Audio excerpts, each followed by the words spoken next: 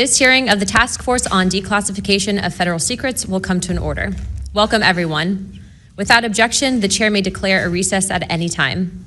Additionally, without any objection, the following members are waived onto the task force for the purpose of questioning witnesses at today's hearing: Representative Biggs of Arizona, Representative Begich of Alaska, Representative Ogles of Tennessee, Representative Titus of Nevada, and Representative Moskowitz of Florida. There are no objections. I recognize myself for the purpose of making an opening statement. Good morning and welcome to the hearing regarding UAP disclosures. For too long, the issue of unidentified anomalous phenomena, commonly known as UAPs, has been shrouded in secrecy, stigma, and in some cases, outright dismissal. Today, I want to state clearly that this is not science fiction or creating speculation. This is about national security, government accountability, and the American people's right to the truth. I've spoken now to a number of whistleblowers from the military, to include the infamous Eglin Air Force Base incident that occurred when myself and former Representative Matt Gaetz, as well as Representative Burchett, followed up on a lead from multiple active duty Air Force pilot whistleblowers that alleged that the United States Air Force was covering up UAP activity at Eglin Air Force Base. We have heard from a number of whistleblowers, specifically military pilots, that the reason for not coming forward publicly is out of fear that speaking out would cost them their flight status and potentially their careers. This is unacceptable. We cannot protect our airspaces if our best trained observers are silenced. We cannot advance science if we refuse to ask questions. And we cannot maintain trust in government if we keep the American people in the dark. Now, Congress has tried to fix this problem. Congress tried to create formal channels through the All-Domain Anomaly Resolution Office, also known as AARO, and the Intelligence Community Inspector General for service members and officials to make disclosures. But the reality, the reports come in are often to brush aside, slow-walked, or met with skepticism rather than serious investigation. Recently, the former AARO director, known as Sean Kilpatrick, attacked our witnesses and members on this committee.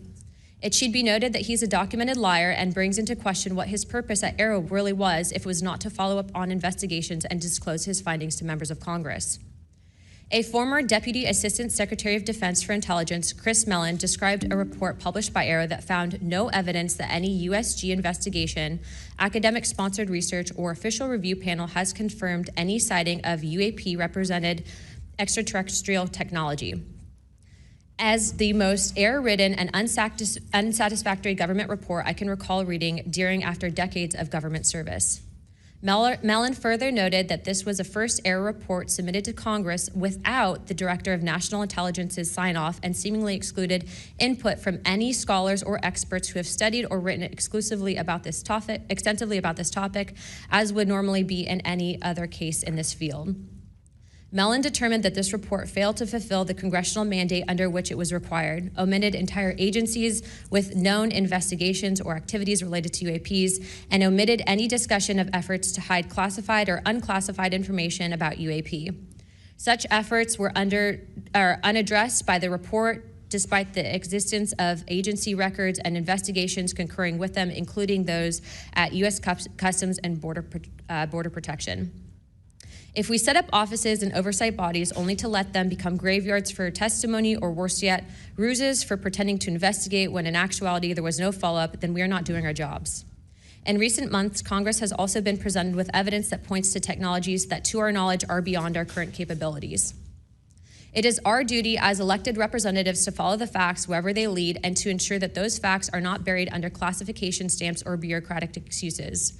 Let me be clear, whether UAPs represent adversarial technology, natural phenomena, or something beyond current human understanding, Congress has a responsibility to investigate. If these objects are foreign in origin, then they pose a direct threat to our national security. And if they represent something unknown, they demand rigorous scientific inquiry, not ridicule, not secrecy, and not silence. The stakes are very high. Adversarial nations are not waiting for us to catch up. They are studying these phenomena as well aggressively, as multiple nations have also announced their own parliamentary investigations into this very topic. If we are to continue to hide information from ourselves, we risk strategic surprise. If we continue to ignore our pilots and service members, as well as countless government whistleblowers, we risk losing their trust. And if we continue to shield the truth from the public, we risk eroding the very foundation of democratic accountability. This is why this hearing matters. This is not about fueling speculation. This is about demanding the basic transparency from the Department of Defense and the intelligence community and other military contractors. It is about asking the questions every American has the right to ask. What do we know? What don't we know? And why in a free society are we being told so little? A major barrier to this committee's inquiry into UAPs has been the lack of cooperation and transparency from the Department of Defense and the intelligence community. In preparation for previous UAP hearings, the committee repeatedly asked the Department of Defense to allow members to view videos and files related to UAP incidences. Unfortunately, the Department of Defense notified the committee staff that due to the department's Special Access Program rules, only members of the House Armed Services Committee, as well as the Defense Subcommittee on House Appropriations, also known as HAC-D, were allowed to be read in onto such programs. For a non-committee member to be allowed to view these documents and videos, individual members must be approved by the chairman and ranking member of both HASC and HAC-D. Independent staff oversight has presented a consistent problem for Congress, as well as program budgets are classified. Additionally, oversight reporting to Congress is classified and only provided to the authorizing and appropriations committees of jurisdiction. The American people are not fragile. They do not need to be shielded like children from reality. What they cannot tolerate and what they will not forgive is a government that withholds the truth and punishes those who dare to speak up. I want to close with this. Future generations will look back at this moment and ask what we did when presented with the unknown. Did we look away, embarrassed or afraid, or did we pursue the truth with courage? I intend to be on the side of truth, transparency, and accountability, and I hope my colleagues on this task force will be able to do the same. To quote a few elected officials, Senator Schumer has stated, multiple credible sources allege a constitutional crisis over UFOs. Senator Rounds has stated that these are brilliant individuals and they are not making this stuff up. And our current Secretary of State, Marco Rubio, has stated very high clearances and high positions within our government in regards to these whistleblowers. Senator McConnell also described these whistleblowers as sane and credible. And the witnesses today are not alone. In fact, they're far from it. In fact, 34 senior military, government, and intelligence officials have broken their silence. This includes now Secretary of State Marco Rubio, Senator Rounds, Senator Gillibrand, General Jim Clapper, the former director of the government's UAP task force, the former head of aviation security for the White House National Security Council, the former Secretary of Defense, and many more. Again, to quote Secretary of State Rubio in an upcoming documentary known as The Age of Disclosure, even presidents have been operating on a need-to-know basis that begins to spin out of control. And to quote Senator Gillibrand, who also went public in this documentary, it's not acceptable to have secret parts of this government that no one ever sees. It's time for the fundamental truths of UAP to be revealed to our nation's leaders and the public. It's time for the U.S. government to exercise transparency. And with that, I yield to Ranking Member Crockett for the opening statement. Thank you so much, Madam Chair. At a time of increasing distrust in government, it is important for Congress to take action to restore the government's credibility. Bringing transparency to an issue of great public interest is a step toward doing just that. So I thank Chairwoman Luna for calling this bipartisan hearing to discuss unidentified anomalous phenomena, or UAP, which is today's term for what was commonly known as UFOs, unidentified flying objects. And while some people think of flying saucers when they hear these terms, it is vital that we focus on the real-world impact of UAPs on critical infrastructure, civilian safety, and national security. There is good reason to believe that most UAPs have origins far closer to home. Currently, NASA has not found any evidence that any UAPs have an extraterrestrial origin. Our adversaries are working to develop new capabilities to gain military advantages, and those efforts are likely explanation for the mysteries that we have observed. Nevertheless, the federal government has a responsibility to the American people to investigate and provide transparent disclosures about every incident. The federal government is equally obligated to protect those who report what they've seen, especially to commanding officers and supervisors. And Congress should do everything in its power to protect whistleblowers and conduct oversight of agencies that are failing to provide that protection.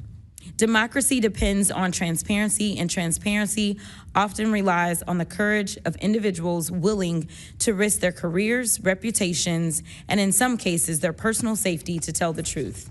So I look forward to hearing from the witnesses today. We should welcome their accounts and acknowledge the bravery they have shown to come before us. We must ensure that all whistleblowers feel that they can come to Congress to tell their stories without fear of retaliation or professional consequences. We need transparency, not just to make better policy, but also to ensure that information flows between all those who need it. There are too many tragic examples in our history where information lapses and a lack of cross-agency coordination led to disaster. Just this year, failure to communicate between FAA and the Department of Defense led to tragedy over the Potomac. The Biden-Harris administration sought to eliminate some of these lapses when it established the All-Domain Anomaly Resolution Office at the Department of Defense. AARO can convene sources from all branches of military, the FAA, and NASA to combine forces to create a comprehensive picture of what is happening in our skies. Some UAP reports have perfectly normal explanations: satellites, consumer drones, weather balloons, even pranks. But we need to track down each and every single UAP. The United States has millions of eyes in the sky, both electronic and human. But only the combination of civilian, commercial, and military sources can begin to create a complete picture.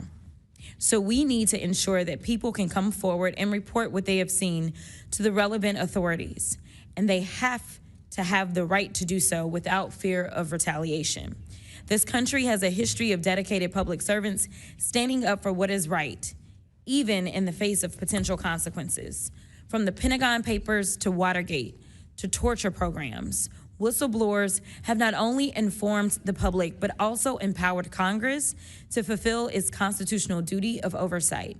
Past Congresses have written laws to grant legal protection for whistleblowers, and it is up to us to work responsibly with all sources to hold the executive branch accountable.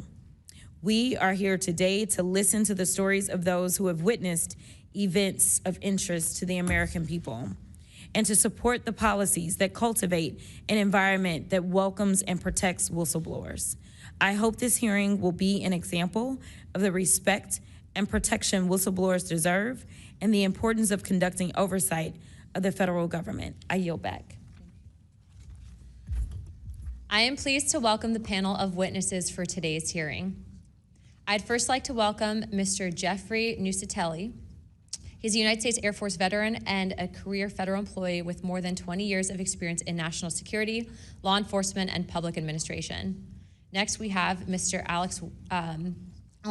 Alexandra Wiggins. Mr. Wiggins is currently serving as a Senior Chief Operations Specialist in the United States Navy. Mr. Wiggins is testifying in his personal capacity today and not on behalf of the United States Navy.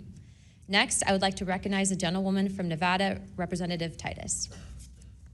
Thank you very much, Madam Chairman, ranking members, for allowing me to sit with you on this panel today. I'm honored to be able to introduce a witness here who is from my district, George Knapp, who has been the definitive expert and reporter on this topic that you're exploring today, UAPs or UFOs. George is a longtime friend, I'll say that up front, but a very respected journalist and a recognized expert in this field nationally and internationally. Just a little something about George. He came to Las Vegas in 1979 and joined KLS television station as a general assignment reporter in 1981. Since 1995, he's been the chief investigative reporter for that channel. He also hosts a national radio show you can listen to on Coast to Coast AM, which covers many of the paranormal topics that y'all are discussing. Over the years, George has been, as I said, recognized for his work. He's been honored with the Peabody Award, the DuPont Award, the Edward Murrow Award, and 27 different regional Emmys for his investigative reporting. Indeed, he has told Nevada's story with clarity, with objectivity, and with integrity. So I know that his testimony today is going to be of great interest and value to this committee. So thank you very much. Next, we have Mr. Dylan Borland. Mr. Borland is a United States Air Force veteran and has a long career in federal service. And finally, I'd like to introduce Mr. Joe Spielberger, a senior policy counsel at the Project of Government Oversight. Pursuant to Committee Rule 9G, the witnesses will please stand and raise their right hand.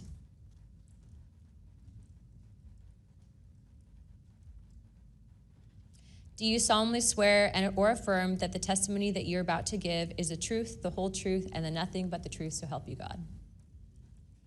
Let the record show that the witnesses answered an affirmative. Thank you. You may take your seat. We appreciate you being here today, and I look forward to hearing your testimony. Let me remind the witnesses that we have read your written statements, and it will appear in full in the hearing record. Please limit your oral statements to 5 minutes, but I understand you have a lot to get through, so if it goes a little over, don't worry about it. As a reminder, please press the button on the microphone in front of you so that it is on and the members can hear you. When you begin to speak, the light in front of you will turn green. After 4 minutes, the light will turn yellow, and when the red light comes on, your 5 minutes have expired, and we will ask you to please wrap it up. I now recognize Mr. Nucatelli for his opening statement. Good morning. Thank you, Chairwoman Luna, Ranking Member Crockett, and members of the task force for giving us the opportunity to testify today. My name is Jeffrey Nucatelli. I'm a former military police officer with 16 years of active duty service in the U.S. Air Force. I'm here today because the American people have both the right and the responsibility to know the truth about unidentified aerial phenomenon. That truth remains hidden, classified and silenced by fear, retaliation, stigma, and confusion. Today, we are here to help break that silence. Between 2003 and 2005, 5 UAP incidents occurred at Vandenberg Air Force Base, home to the National Missile Defense Project, a top national security priority. At the time, we were conducting launches deemed by the National Reconnaissance Office as the most important in 25 years.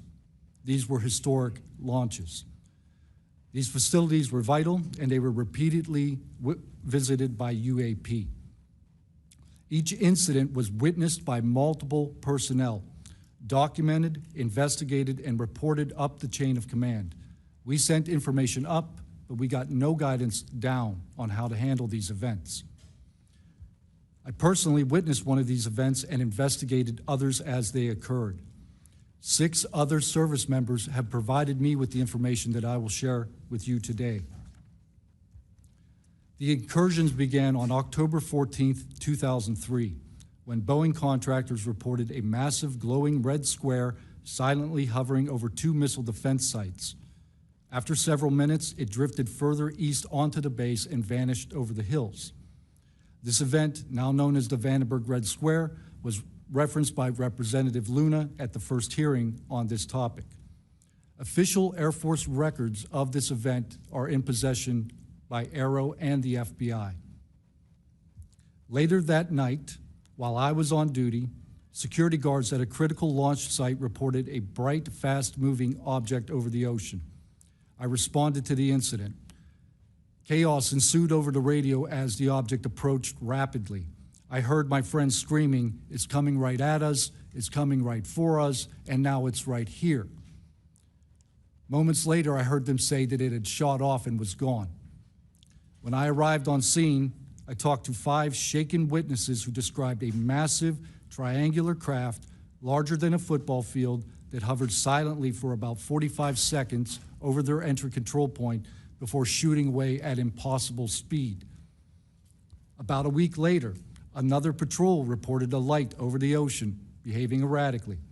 Believing it might be an unannounced aircraft, they declared an emergency, and an armed response force responded. Before the forces could arrive, the object descended and either landed or hovered on our flight line, and then took off again at impossible speed. The witnesses to this event were threatened and intimidated afterward. They were told to keep quiet and think about what they were reporting. After that, things did get quiet until about 2005, when another patrol reported a massive triangular craft larger than a C-130 silently floating over the installation. He watched it for a few minutes. It traveled west and disappeared into the night. And then I had my own encounter, again in 2005. I was off duty, sitting in my backyard with two other police officers when we noticed what first appeared to be a satellite in orbit, but it wasn't acting like a satellite. The light was strange, it was pulsing, and then it started to maneuver. It dropped in elevation. At times it would vanish from view and reappear in a different location in the sky, and eventually it reappeared 200 feet over my house. It was a 30-foot diameter sphere of light. My friends and I watched it for a moment, and then it gently accelerated and traveled up and disappeared into the stars. These events profoundly changed my life and the lives of my friends. We stand at a pivotal moment in history. The question is no longer whether these events are real, but whether we have the courage to face them. True leadership requires vision, a willingness to confront the unknown with transparency and resolve. So I ask the Congress to help we, the people, enact this vision. There are three goals: fund independent research and treat UAP study with the same seriousness as we would any other scientific field. 2, end secrecy and overclassification. Transparency is the foundation of truth. Without it, witnesses like us are dismissed. 3, protect the witnesses. Many stayed silent out of fear for their careers, reputations, and the safety of their families. Protect them, and you will embolden others to join this cause. These phenomena challenge our deepest assumptions about reality, consciousness, and our place in the universe. Exploring them can unlock transformative breakthroughs in technology, biology, and human understanding. Let this be the moment when America chooses courage over fear, transparency over secrecy, and progress over stagnation. Let's show the world that our nation leads not only through strength, but through fearless pursuit of the truth. Thank you. Thank you, Mr. Nucatelli.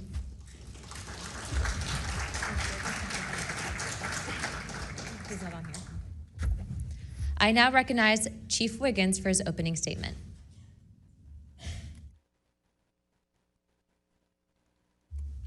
Please press your button. Thank you. Good morning, Chairwoman Luna, Ranking Member Crockett, and members of the task force and the committee. Thank you for the opportunity to testify today. My name is Alexandro Wiggins. I'm an active duty U.S. Navy Operations Specialist, Senior Chief Petty Officer, father of 3, and dedicated American testifying today in my personal capacity. The views I share are my own, and I do not represent the official positions of the Department of the Navy or any subordinate organization.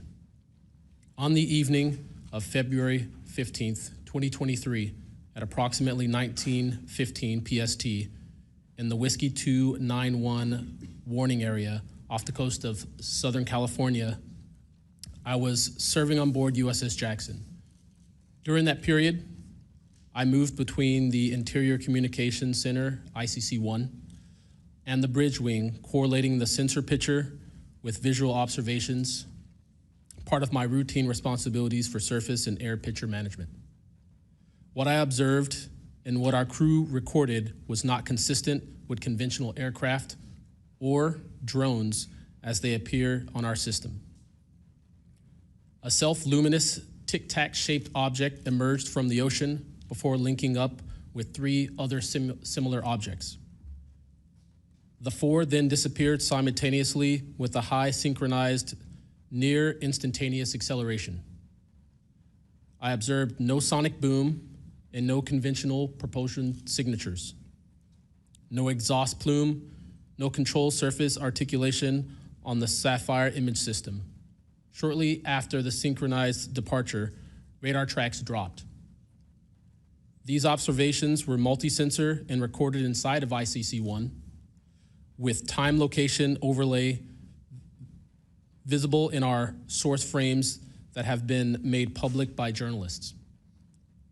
From my experience operating in this region over many years and consistent with our public characterized encounters, unidentified objects reoccur in United States operation areas off Southern California. That fact alone does not tell us what they are, but it does argue the systematic stigma-free reporting and for the preservation of sensor data so analysts can evaluate safe and intelligence implications with rigor. I want to underscore 3 points for the task force and the committee. Aviation and maritime safety. When crews and watchstanders observe objects that maneuver or accelerate in ways that does not match known profiles and do so near our ships and aircraft, that is first and foremost a safety issue. Standardized checklists and training should ensure we capture the best possible sensor data in real time, including IR settings, slant range estimates, and bearing and range altitude snapshots, and immediate chain of custody for any recordings. Reporting without stigma, protection without retribution. Sailors need to know that reporting UAP encounters will not harm their careers. Congress can help by reinforcing witness protection and by directing the relevant office to maintain confidential, destigmatized channels for service members who step forward with data. Declassification and transparency where possible. The task force declassification mission is directly relevant here. Where operational security permits releasing metadata preserved sensor excerpts or at least technical summaries would improve public trust and accelerate outside scientific scrutiny. That includes, when feasible, the time geo-reference IR frames and radar parameters needed for independent analysis. To be clear, I am not here to make claims beyond my lane. I am here to provide a firsthand account of what I saw, what our systems recorded, and why it matters for safety, for intelligence, and public confidence. My request to you is practical. Help us capture, protect, fairly evaluate the evidence, and provide a safe pathway for those in uniform to report it. In closing, I want to thank the committee and the task force for holding this hearing and for placing this discussion in a forum where evidence can be examined carefully and openly. I appreciate your attention and stand ready to answer your questions. Thank you. Thank you, Chief.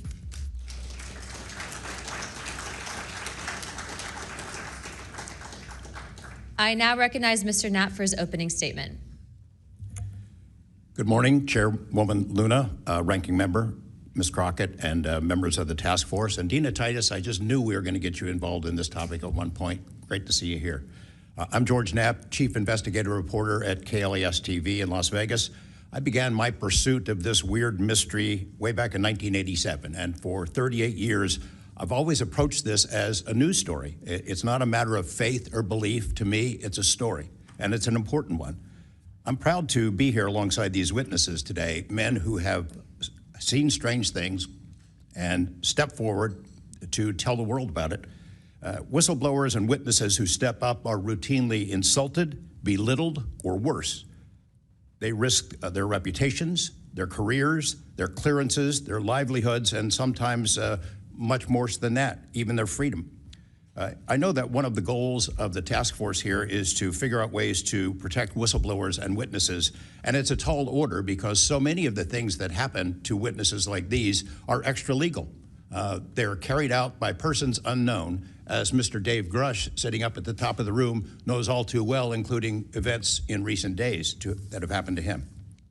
I want to share a couple of things that I've learned along the way on this long journey, and I submitted most of that in written form because I estimate that my statement here today would take about 4.5 hours, so I'm going to try to jump over and touch on the more important salient points.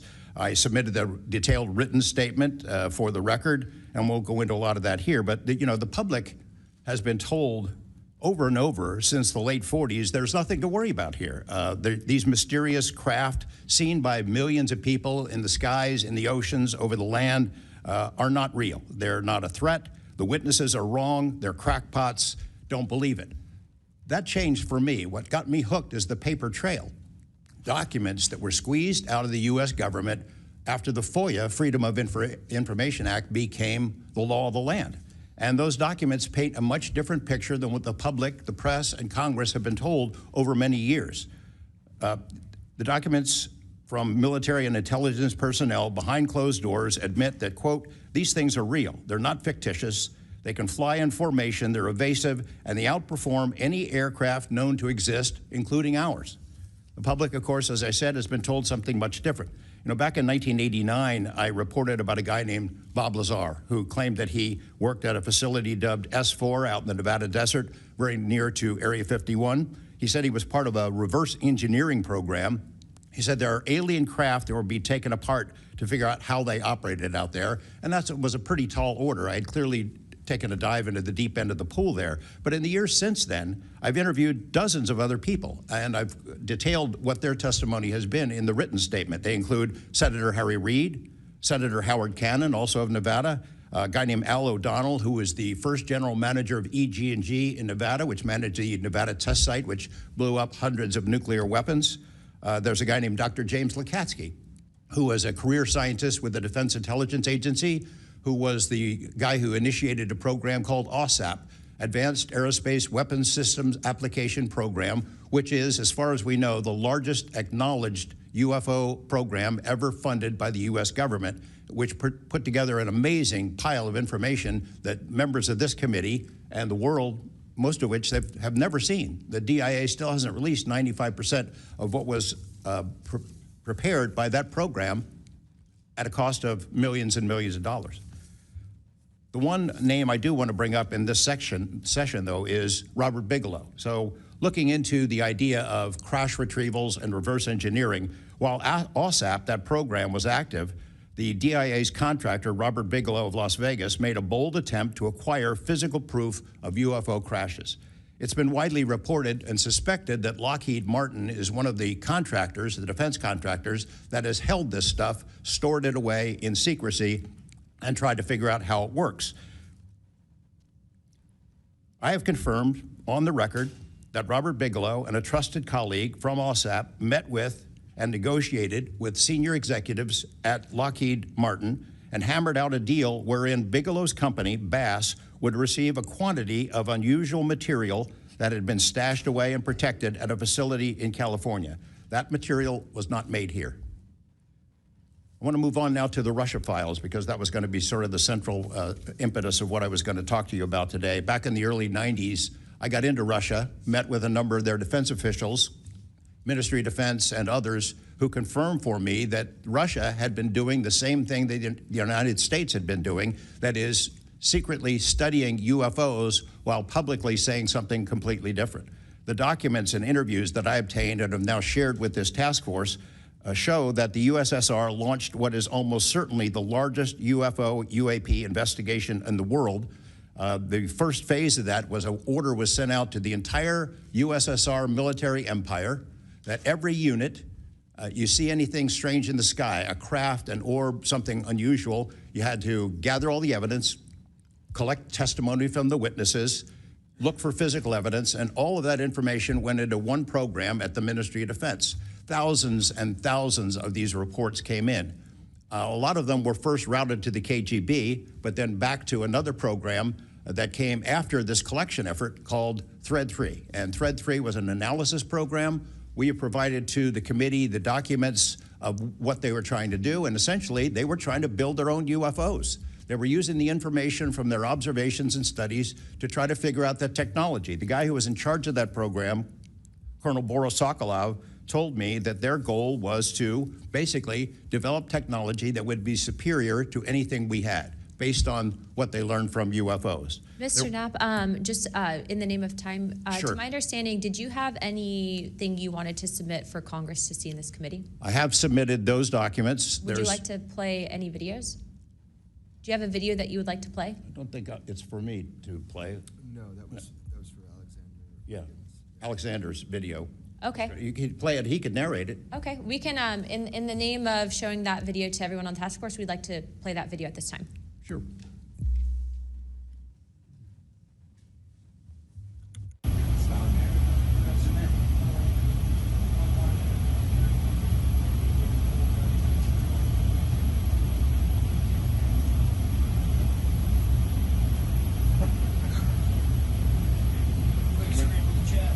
Wouldn't surprise you, I tell you.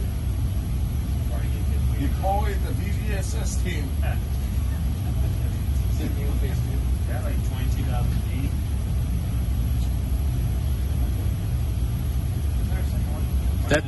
That shit took off earlier.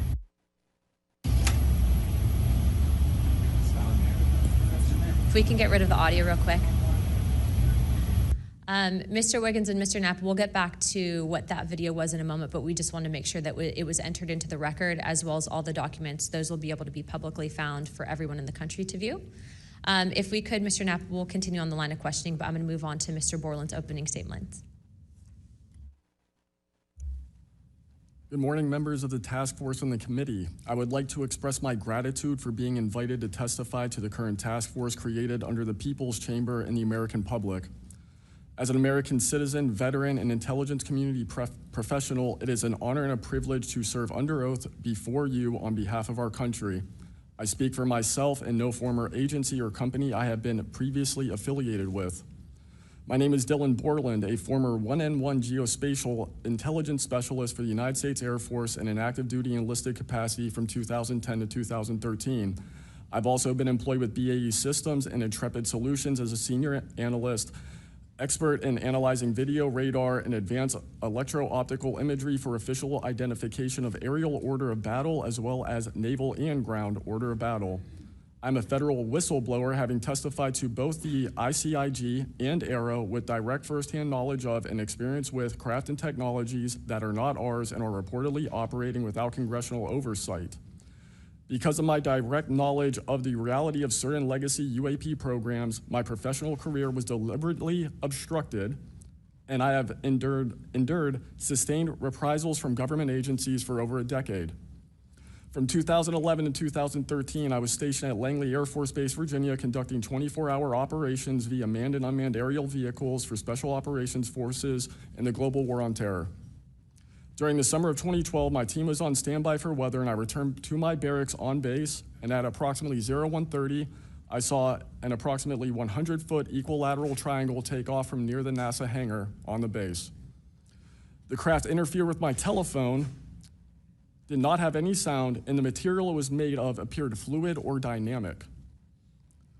I was under this triangular craft for a few minutes, and then it rapidly ascended to commercial jet level in seconds, displaying zero kinetic disturbance, sound, or wind displacement. Some years after that experience, I was further exposed to classified information from the UAP legacy crash retrieval program through a sensitive position I held within a special access program. During this time, intelligence officers approached me in fear for their own careers, citing misconduct within these programs and similar retaliation that I was already enduring at this time. These issues include medical malpractice committed by Veterans Affairs staff, denial of work I performed while enlisted in the United States Air Force, forged and manipulated employment documents, workplace harassment, including colleagues being directed to not speak with me, manipulation of my security clearance by certain agencies, blocking, delaying, and ultimately removing my ability to be employed within the IC. The retaliation I face and the retaliation against individuals I know who worked in these programs is what convinced me in March 2023 to become a whistleblower. I came forward out of concern for people's lives and to ensure I did everything I could to let our elected representatives know the truth about what is really happening in the executive branch. At the end of March 2023, I agreed to meet with ARROW following the suggestion of other federal officials believing it was what our nation required of me. I had reservations with ARROW due to assessments they were reporting publicly at the time as a misrepresentation of the truth. Because of these concerns, I did not share sources and methods information in order to protect current and former federal personnel who had firsthand exposure to technologies of unknown origin. I did not want anyone to face further retaliation beyond what they had already endured. And unfortunately, a staff member ended up getting in some trouble because of that. After David Grush testified under oath in the summer of 2023 and provided historic disclosure, I was then asked to go to the ICIG and did so in August 2023. It was very clear early on during my intake interview, which was video recorded under oath, that the objective was to solely assess how much I know and not move forward with an investigation with new information I provided them. The aftermath of that IG complaint still troubles me to this day. Since my ICIG complaint, I've been prevented from resuming prior employment and can confirm I'm still blacklisted from certain agencies within the intelligence community. In addition, multiple agencies attempted phishing attacks to assess what I had divulged to the Inspector General, including being asked to disclose details of my ICIG complaint during a CI polygraph for a position unrelated to UFO UAP matters as recently as November 2024. As I sit before you today, I and many other whistleblowers have no job prospects, no foreseeable professional future, and a nation every single one of us came forward to defend. Numerous individuals have come forward in various ways to reveal the truth of the UAP reality as patriots and defenders of our nation. Yet many feel discarded, isolated, hopeless, separated from the country they serve. Efforts to rectify this situation for all whistleblowers have been difficult and troubling. And to my fellow whistleblowers and officials who know this information, I offer you my apology, something that I have never gotten, and I'm giving it to you. I swore an oath to the Constitution of the United States, an oath that demands truth and transparency for our democratic republic to function. Each day, these truths remain hidden from our citizens. Humanity drifts further from the principles our nation was founded to uphold.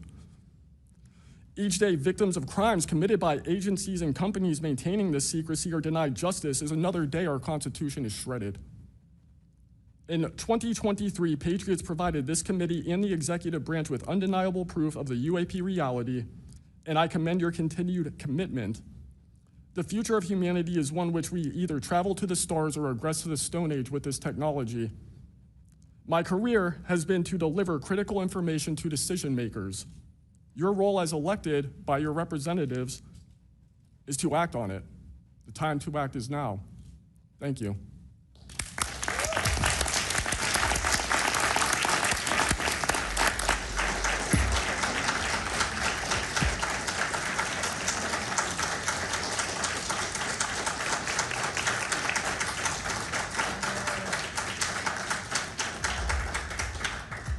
Mr. Borland, thank you for your service to our country, and we appreciate you. And we are sorry about how you've been treated, and we will make sure that we try to rectify that situation. Thank you, ma'am. Mr. Spielberger, please, your opening remarks. Chairwoman Luna, Ranking Member Crockett, and task force members, thank you for the opportunity to testify here today about the importance of strengthening whistleblower protections, especially in the context of national security.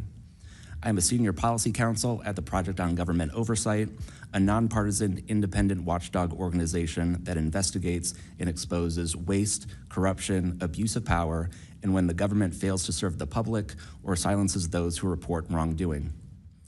Whistleblowers are the first line of defense to root out waste, fraud, abuse of power, and corruption in our government. Congress relies on whistleblowers so that it can fully exercise its oversight and legislative authorities. It's understandable that former presidents of both parties have often taken a hostile approach toward whistleblowers. Their disclosures can embarrass the president and their political party or even lead to a national scandal. But whistleblowers continue to play a vital role during both Democratic and Republican administrations. They help Congress and the public identify and understand what government corruption looks like. Their disclosures fuel investigations and allow us to address wrongdoing and hold those responsible to account. That's why historically there's been a strong bipartisan consensus in Congress to support and protect whistleblowers. Doing so protects the country and ensures our government is more responsive and accountable to the people. National security whistleblowing in particular is a tradition going back to the founding of our country, and over time, national security whistleblowers and their disclosures have impacted some of the most fundamental issues and questions about how we wish to be governed and how our government can better serve its people. From the role the U.S. plays around the world to holding powerful actors accountable, government ethics and transparency, human rights and civil liberties, executive branch authority, First Amendment freedoms of speech and dissent, freedom of the press, and the public's interest and right to know. Despite this invaluable public service, blowing the whistle comes at great personal risk. Whistleblowers risk losing their jobs, careers, livelihoods, and reputations. They can face retaliatory investigations, lawsuits, and even serious criminal charges. And they can endure deep mental, emotional, and psychological harm. All of that risk to speak the truth, to ensure that agencies fulfill their core missions, and that they serve the best interests of the people. Those who retaliate against whistleblowers don't just violate their legal rights, they inflict real harm on our government and betray the public's trust. Targeting whistleblowers instead of the corruption they expose wastes agency resources and further allows that corruption to continue unaddressed. It can instill a chilling effect across an agency, fostering a climate of fear and distrust, quieting dissent and free speech, and deterring potential whistleblowers from coming forward in the future. Whistleblowers are often some of the most dedicated and principled public servants we have because of their willingness to put themselves on the line to do what's right. And Congress has historically supported them, again, on a bipartisan basis, but unfortunately, whistleblowing has increasingly become more politicized, with support for whistleblowers often hinging on which party is in power and which party is politically inconvenienced by the misconduct being exposed. But to be clear, targeting whistleblowers individually risks undermining whistleblowing, period. Pogo advises members of Congress on both sides of the aisle to focus on the evidence, not the individual. We will always need whistleblowers to achieve the government that best serves its people, because when people of conscience, integrity, and good character refuse to speak up out of fear, complacency, or self-preservation, and leave corruption to fester behind closed doors, that is probably the most dangerous risk of all. If we are serious about increasing government transparency and restoring the public's trust, we need public servants committed to the truth. Whistleblowers need safe and effective channels to make lawful disclosures. They need stronger protections against retaliation, and when they do face retaliation, they need a fair shot to be made whole. Congress has made strides to pass whistleblower legislation, and these laws need to be updated and expanded so that whistleblowers truly receive the protections they need, retaliators are held accountable, and we can achieve the type of government the people deserve. We strongly urge Congress to continue its historic tradition of championing the rights and protections of all whistleblowers. Thank you again for the opportunity to testify here this morning. Pogo is committed to working with you and the Oversight Committee to address these critical issues. I look forward to any questions. Thank you, sir, very much. Additionally, without objection, the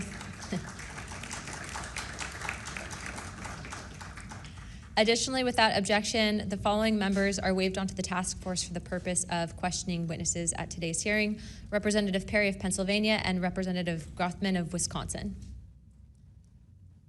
Sorry, and Representative Biggs from Arizona. I already got you, but yeah, we're good. Without objection, so ordered. I now recognize myself for 5 minutes of questioning. Also, as my friend Mr. Moskowitz might have to go, would you like to go now? Okay, all right. Mr. Borland, in your testimony, you described witnessing large triangular craft while stationed at Langley Air Force Base in 2012. Can you explain what you observed in terms of size, behavior, and why you're confident it was not conventional technology? Great question, ma'am. So on the base, I lived in the barracks. There was a little smoke pit outside. I was there on the telephone and looking across to the flight line, and I see a white light pop up and stop about 100 feet in the air. I thought it was a weather balloon. I've seen tests from there before, weeknight, normal thing, not surprising. I actually finished my cigarette and I began walking up towards the flight line. There is a track, and because I was on 3 months of night work, I would walk the track at night when we were weather down. And as I began walking towards the light, towards the flight line and the track, the light then flies across the base, across the flight line, and as it flies to me, a triangle manifests around the light. I can't tell you if it's active camouflage. I can't tell you if it appeared around the light, but I can tell you that it was a white light, and then it was a triangle. It stopped about 100 feet in front of me and approximately 100 feet above me. My telephone got extremely hot, completely froze, dead. I remember how thick it was. It was between 1 to 2 stories thick, equilateral triangle. I could never see the top of it, and the edges were 90 degrees. There were 4 lights in total, 1 light on each corner and a larger light in the center, 2 to 3 times the size of the corner lights. But what was really odd was the outside. The best way to describe it is like looking at a James Webb telescope picture where you have the colors and then the black background. So the craft itself was this black metallic flake paint, but on top of the craft was this gold, lava, plasma, some type of fluid going over and around the craft. I'm under this for about 2 to 3 minutes, and then the center light flashes 2 to 3 times, no sound, immediately shoots up to commercial jet level minimum, in my opinion, and I immediately feel static electricity all over my body, and then I smell the smell of after a thunderstorm or lightning storm, that really strong summer thunderstorm smell. Gets up to flight level, I'm trying to get my phone reset, and I can only see the center light at this point. If I didn't actually see it take off, I would have thought it was a star. And then it hovers up there, and it begins to slowly move due east out over the Atlantic Ocean. I finally got my phone reset. The entire thing was about, from the time I saw the light pop up near the hangar until it took off out over the ocean, was about 15 minutes. And following up to that question, after you disclose this information to the intelligence community, Inspector General, you're subject to phishing attempts and job blacklisting. How widespread do you think this is across the intelligence community for those who raise concerns regarding UAP programs?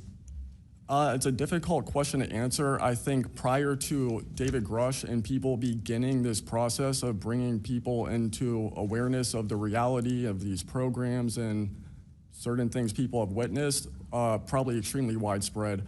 I think today there's still an issue, but because people are able to come before you and people are speaking out, I think it has been somewhat less.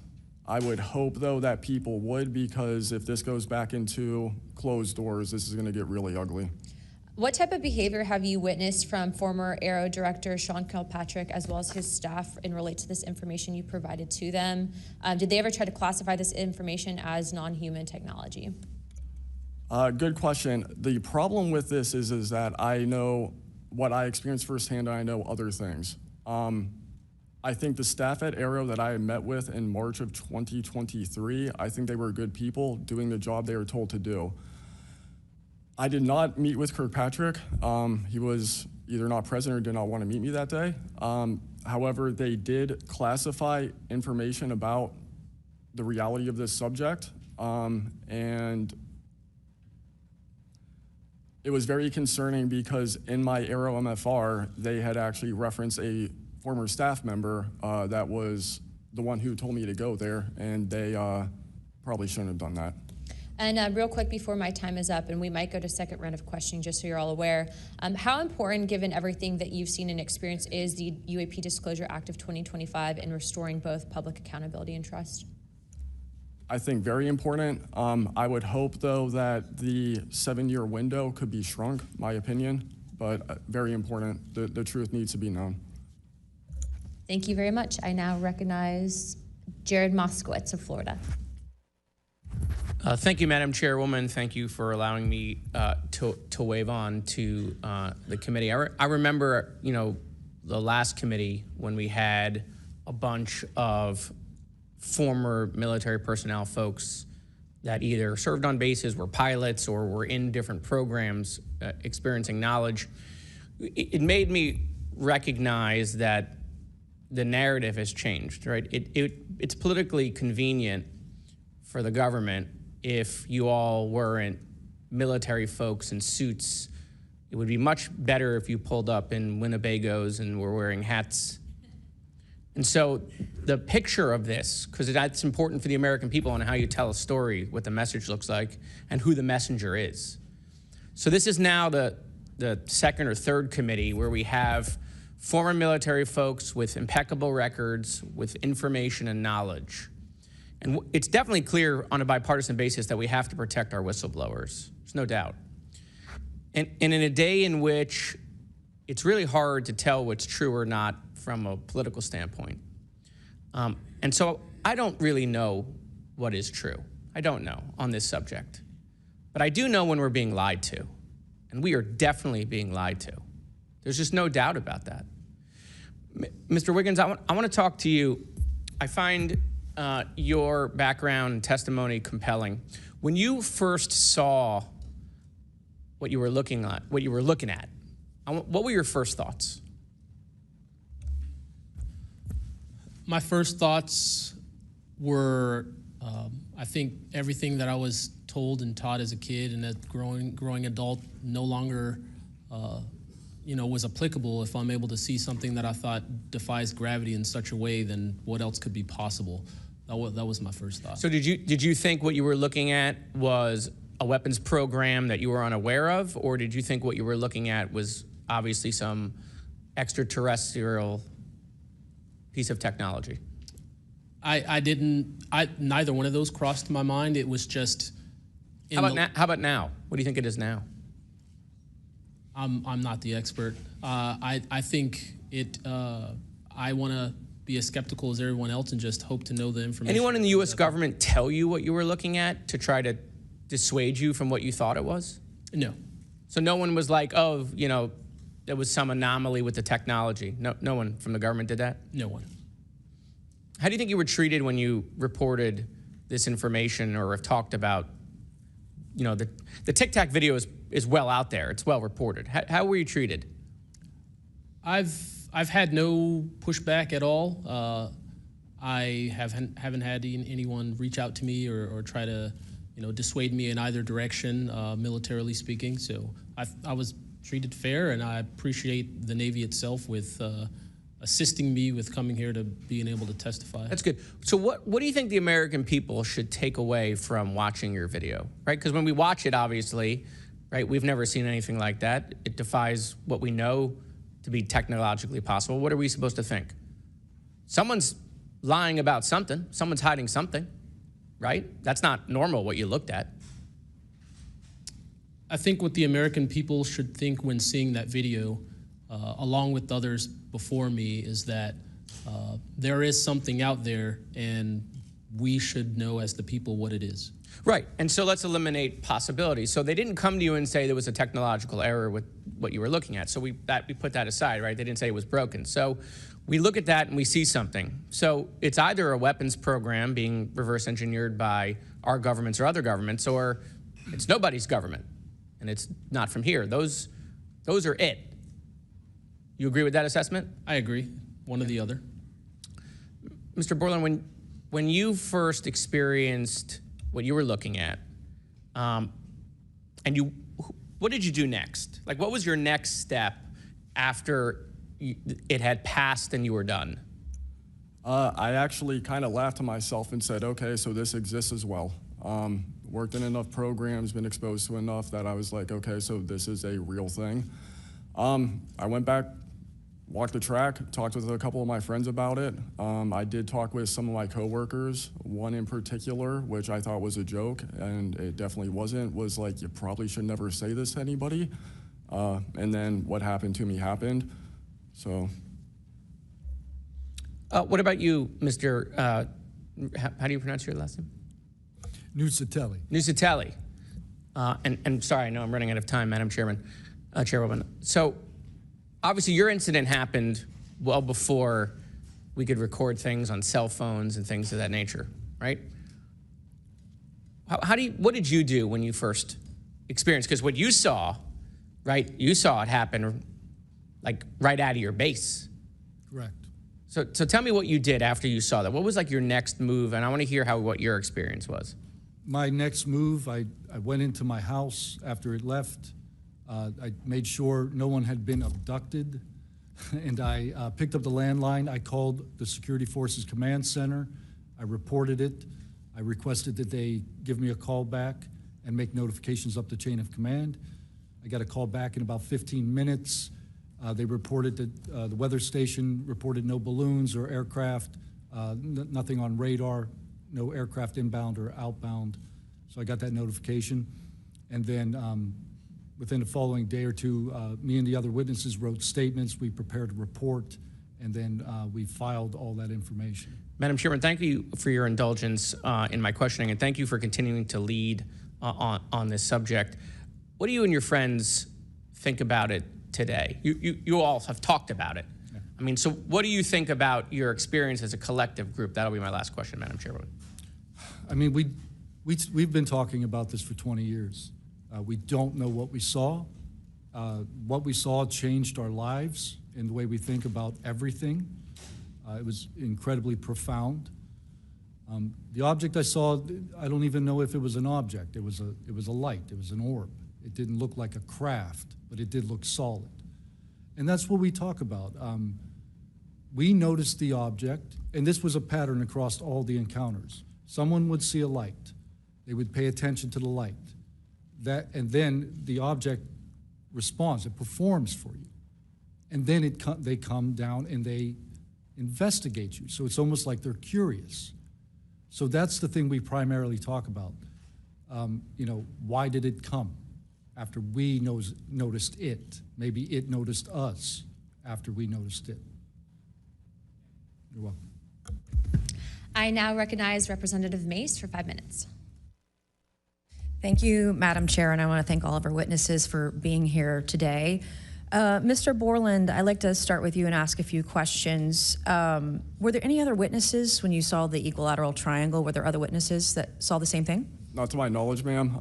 At that point, the only people that would be awake is those of us that were doing operations for the GWAT and then security forces, so not to my knowledge. And do you think that, in your opinion, that the equilateral triangle was the U.S. government's technology? I did once upon a time, but knowing what I know now, I'll have to answer that question in a skiff probably. Well, my next question is, you teased us, so knowing what you know now means what? I know enough to know that if you want an answer to that question, go to Arrow. They have the answer. Do you think it was a foreign government? I do not, no. And Arrow is supposed to be disclosing. The last time I was in a skiff with Arrow, they said they were going to be doing disclosures. Had they been doing much of that? I don't have an answer to you you. I don't know. I know what Arrow reports publicly, and I know what I've been through. Yeah. And some of this stuff can be, I think, debunked, right? Sometimes there are weather balloons that look kind of a little funky, or drones or whatever, depending on the angle, direction, speed, etc. Are you scared for your safety? That's a complicated question. So being here today, if I say the wrong word, technically I can be charged with espionage. Espionage is a death penalty. Whistleblowers have faced it. John Kiriakou, for example.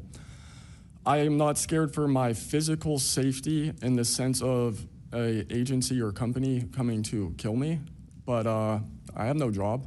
My career has been tarnished. You know, I'm unemployed, living off of unemployment for the next 3-4 weeks until that's gone. So it's a complicated question. Have there been stories leaked about your life to try to discredit you in the public eye? As of now, I don't know. We know they did that to Mr. Grush. I am aware, yes, ma'am. They leaked his private medical information, horrific things. It is. Okay, you said in your testimony earlier with the chairwoman, you know other things. I guess that has to be mentioned in a skiff. It would. The other things. It would, pending I'm even legally allowed to speak on, and the people in the room are even legally allowed to hear it. And is that, would we need to know the compartmentalized word, like what the code word is, or the name of the program, the special access program, in order to even hear it? You have to know the word, right? I would suggest the name of it, right? I would suggest that to be asked to DNI Gabbard and work with her for that, because I can't give you the answer on what is the requirement. But this is what the U.S. government does, right? They compartmentalize the information. Only certain people know the name of the program, and if you don't know it, you can't get the information. If you don't have the name, you don't know what to ask for. Even when we're reviewing the budget, we go into a SCIF, we look at DoD budget and the budget of like black box programs, and we don't know what we're looking at because we don't know what these programs are. Is it a way for the government to hide from Congress what's really going on and where the money's going? In my opinion, absolutely, yes. You mentioned too in your testimony earlier that, quote, you went to speak with the government and they said somebody's name, a colleague's name, and you said they shouldn't have mentioned that staff person's name. What does that mean? A Senate staffer who is the one who helped me get to Aero recommended me I go there, gave me the email and the phone number because I could not find that information at all at the time. In fact, I believe you guys have talked about how Aero didn't even have a website for quite a period of time. We were told they were going to do disclosures, both what they've debunked, because some of it can be debunked, and then what they haven't been able to debunk. And to my knowledge, it hasn't been a thing. I only have 1 minute left, so Mr. Knapp, we are definitely going to watch every documentary. You guys have you and Jeremy have done a terrific job. I usually have more questions than I have answers. I think we all do, and you guys are doing a terrific job to bring information to the public. Do you think that any of this is a psyop by the U.S. government? Entirely possible. I mean, our government and other governments have admitted that they've tried to use UFOs to cover secret projects. But I think they also do some reverse engineering of those claims. So years after people start seeing UFOs over Area 51, for example, they come up with the story, oh yeah, that was, we planted that story. So I read in a major newspaper just a couple of weeks ago, they planted this story. An Air Force colonel went out into the desert, went to a bar at Rachel and gave them some fake UFO photos. And that's how the whole story about Area 51 started, which is preposterous. Yeah, and I didn't even get to the crash retrieval program stuff yet, Ms. Chairwoman. There's just so much. Okay, thank you so much for your time today. I wish we had more time. Thank you, Madam Chair.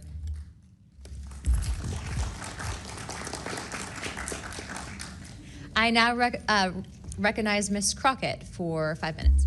Thank you so much, Madam Chair, and thank you so much to each of the witnesses that have come before us today.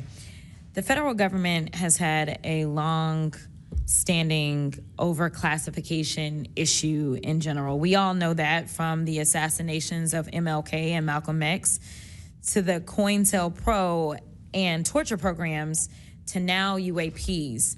The federal government has kept the American public in the dark about issues of immense public interest. The federal government has routinely made excuses for failing to provide transparency to the public, the most common of which is national security concerns. Mr. Spielberger, can you provide an example of when national security was inappropriately used as a pretext for classification? Congresswoman, probably one of the most infamous examples of that is the 9/11 Commission that found that overclassification was a key factor in the failure to adequately prevent the attacks of that day. In addition to that, what lessons from these oversight failures should guide Congress in approaching UAP oversight? Generally speaking, we would advise this Congress to ensure that agencies adopt a general policy in favor of disclosure instead of a knee-jerk needing to overclassify information and documents. We should ensure that when information is classified or deemed sensitive, it's only for legitimate national security and privacy concerns.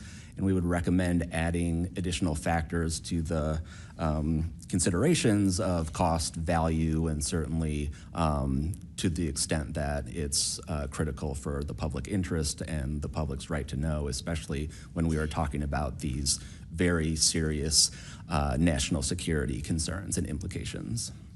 Can you speak to how whistleblowers have historically helped Congress uncover the truth in other areas and how that might apply here? Absolutely. So again, Congress has always relied on whistleblowers coming forward and making disclosures in a number of different issues across different agencies, anything from national security to airline safety, railway safety, environmental concerns, workplace health and safety, a lot of issues coming out of the COVID pandemic, for example. Whistleblowers have come forward with important disclosures on just about any critical issue affecting our government and affecting the American people, all of which have grave implications for the rights and protections that we have and how we live our lives in communities across the country. How important is it for whistleblowers to have strong protections when it comes to UAP-related disclosures or disclosures of other topics of excessive government secrecy? It's absolutely vital. This has been one of the disappointing failures of doing this work, of advocating for stronger whistleblower protections. We recognize the invaluable public service that brave whistleblowers play in coming forward, again, taking all of these risks that we've heard about just to speak the truth, to get important information out in the public consciousness, but they can only do so when we have safe and secure channels for reporting, when there is trust in the independence of agency watchdogs like inspectors general, like the Office of Special Counsel, like the Merit Systems Protection Board that play critical roles in investigating whistleblower disclosures and enforcing the protections of whistleblowers. All of that is essential to allow whistleblowers to keep coming forward and playing these incredibly important public roles. Thank you so much. Let me just say this. People look at Congress, especially now, and they see a lack of unity. They don't see the ability for us to come together really on much of anything. I will say that I do applaud the chairwoman and the work of this committee because for once I feel like we are focusing on governing, which should be about transparency. The reality is that we cause more harm than good when we allow a lack of transparency to fester. It allows for all types of conspiracy theories instead of us actually making the investments that we need to make to get the information and actually provide it to the American people. The reason that I wanted to focus on making sure that we answer some questions specifically around the protections of those that are willing to come forward is because the only way that we can make this government actually work for all of us is if no matter where you are in this federal government, you feel as if you are safe when you come forward with information of any issue. And so I do want to thank you for all of your stories. The reality is that we only get 5 minutes and the vast majority of everything that you have to say cannot be contextualized within 5 minutes. But I know that my colleagues are gonna get to kind of pulling some more of that out. But again, I really just wanna thank you for your courage in this moment and thank you for your service to our country.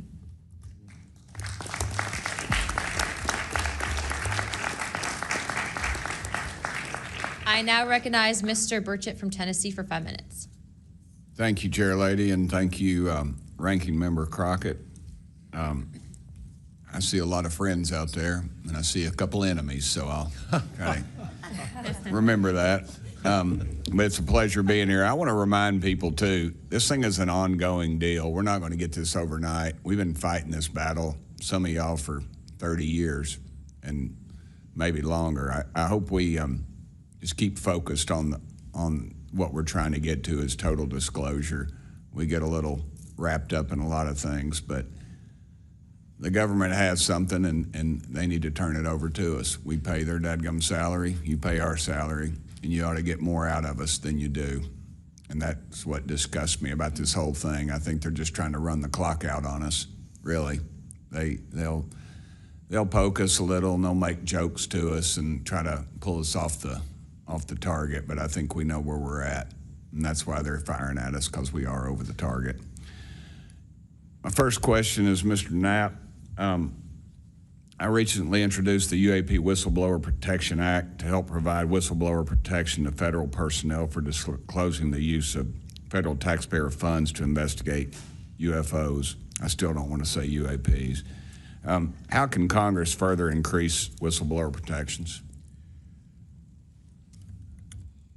I think you got to unleash the dogs and go track down the money and where it goes, because a lot of this stuff has been moved out of government. Sure. As you know, Rep. Burchett, it's been given to private contractors who stashed it away. They've had it for so long that there's nobody left inside government, or very few, who know where it is. And they do that to keep us from FOIA, correct? Yeah, it's to keep it from FOIA. And I think that the contractors who've had this stuff for a very long time set their own standards about who is allowed to know what. And it's a very small group that ever cracks that. I think Representative Luna has been looking at the use of classifications to hide things.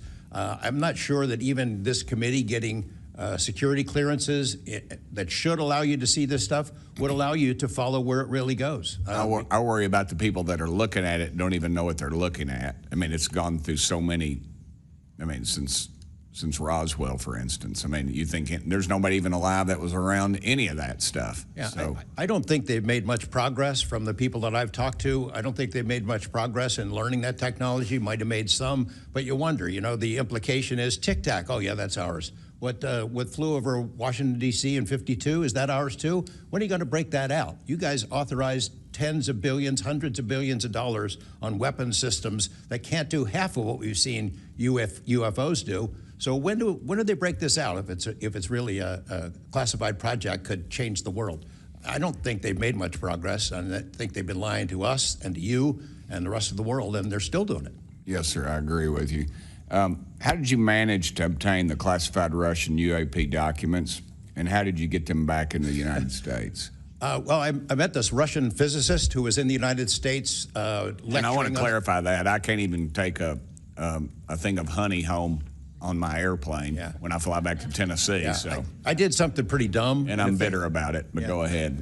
I did something kind of dumb. I met with these officials who, you know, during that time period, glasnost, perestroika, the Russians were trying to open up to the world, and I saw it as a window of opportunity, and it was. And we were able to talk these folks into providing us information that otherwise we would never have seen. Some of that was classified.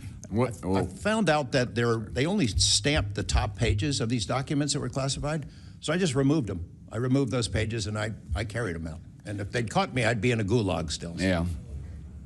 We'd be saying, what happened to George Knapp? Oh, yeah. What happened to the Russians that came forward to you in 1993, and were there any repercussions for them? Well, there were. The first thing that happened when I talked about this after getting back and going through the files and things and sifting through it, the Russian physicist who had helped us introduced all these people wrote back and said there was a huge eruption, that there was the real right, far autocratic forces that wanted a return of the USSR had really go after these guys. They described them as traitors. Nikolai Kapranov, the physicist friend of mine, said, look, if this had happened 5 years earlier, we would be in prison. If it had happened 10 years earlier, we would have been shot. Right. Luckily, at that point, Putin was not in power, but none of those people that we talked to on that trip in 1993 would ever talk to me again. I went back in 1996, and it was like I had the plague. I spoke to different people, but they were scared. And eventually, the story was spun where the Ministry of Defense officials who gave us this information were described as ufologists who said there was nothing really significant to these files. They didn't really find anything a big deal. And I can tell you, you'll see those files that I shared with you, they did find stuff. There was an incident in October of 1982 over at ICBM base where UFOs popped up, was observed over this base where the missiles are pointed at us, United States. These UFOs perform incredible maneuvers. They split apart, they fuse back together, they'd appear and disappear. And right at the end of this 4-hour period, the launch control codes for the ICBMs lit up. Something entered the correct codes. The missiles were fired up and ready to launch, and they could not shut it down. The Russian officers were panicking. The UFOs they disappeared. The launch control system goes back to normal. Colonel Sokolov and his team came in, took the thing apart, could not figure out what it was. It wasn't a power surge or EMPs or some of the baloney excuses that our country has given for similar events involving our nuclear missiles. They thought it was a message from wherever the UFOs were from. And that's a chilling thing. I mean, we were a couple of seconds away from World War III starting, and the UFOs were responsible for it. All right, I'm out of time, but real quick, who are the contractors that have this material, the corporations? Well, one of them is Lockheed, And I'll tell you, I mean, I'm not saying Lockheed's the bad guys. They're doing what they were asked to do. Sure. They have lied about this because that's what they're supposed to do. But Lockheed would be one. There's a list I can give you, Congressman. Some of the big ones, the usual suspects. Okay, thank you. Yield back, Chair Lady. Sorry for going over. It's all good. It's all George Knapp's fault. I now recognize Ms. Boebert for 5 minutes. Thank you, Madam Chair. Chief Wiggins, based on your training and operational experience, could the behavior that you witnessed, a transmedium object vanishing without a sound, be explained by any known technology that we possess or other governments possess? It cannot. No. And has any government agency debriefed you or any of your shipmates regarding the EOIR and radar confirmed UAP encounter aboard USS Jackson? No one has, no, ma'am. What was that encounter like when you brought that up? If you want to briefly summarize that, when you brought that to their attention and then you were not provided any follow-up, who was told and how did you feel when there was no contact back to you? As far as the actual incident happening, yes, or sir. the reporting level? Yes, Chief. It was within the event happening. My duties are to report to the tactical action officer on watch while we're standing watch. So tactical action officer was there. I made my report. I've not had any discussion outside of that day. There's been no communication to me or requests from me within side of the military. But speaking of that actual incident itself, once the report was made to the tactical action officer, that's when I made the decision to ask the individual watchstander that was controlling Sapphire to be able to slew into the location. And that's what you see in the video itself is when the watchstander is slewing in and kind of showing us what we're looking at. But outside of that, that's as far as the reporting went that I know of. Thank you, Chief. Just for the sake of time, Mr. Nucatelli, has RO, the Air Force, or the FBI ever followed up with you personally about the Red Square event? I did have follow-up by Aero, nothing with the Air Force. The Aero office updated me, I think, at least 2 times. They let me know that they were unable to locate any records, that the records had been destroyed by the Air Force. The Air Force is destroying all their police records every 3 years on a schedule. So you were informed that these documents were destroyed. Well, I have a Freedom of Information Act from the Air Force that states clearly that they destroy all police records on a 3-year schedule. Okay. So they were sitting on documentation, destroyed it, refused to question any of the lead investigators, anything leading into this investigation? Yeah, basically they destroyed all the police records. So you couldn't even call the Air Force and ask them if there was a vehicle accident in that time frame. So that's a big problem. We're losing data in real time. So we'll never be able to go back and track. I think our federal government has a history of destroying records. Thank you very much, Mr. Nucatelli. Dr. Borland, as a geospatial intelligence officer, have you seen classified data indicating UAPs operate in restricted U.S. airspace, and has that information been withheld from Congress? I have not in U.S. airspace. That is intelligence oversight, so I did not have domestic authorities. After filing your Inspector General complaint over retaliation inside the Pentagon's UAP office, did you receive any kind of protection or just more retaliation? Within the IG or Aero, ma'am? Either. Aero, they went after the staff member and classified everything, shut that down. The IG, to this day, I don't even know if my complaint's active. I know my attorney that represented me was very, very, very concerned, and the best of my understanding, I was determined credible, not urgent. And do you think that experience would suggest that the internal UAP investigations may be compromised? Possibly. I mean, it's so hard because this goes back to people doing the job they're told to do, and very few people are going to want to give up their careers, 20, 30-year pension, get rid of their kids' health care, get rid of their house. It's possible, yes. Yes, thank you very much, Dr. Borland. Mr. Spielberger, do national security whistleblowers currently have any external appeals processes to challenge retaliation, or are they just stuck relying on the same agencies that they're accusing?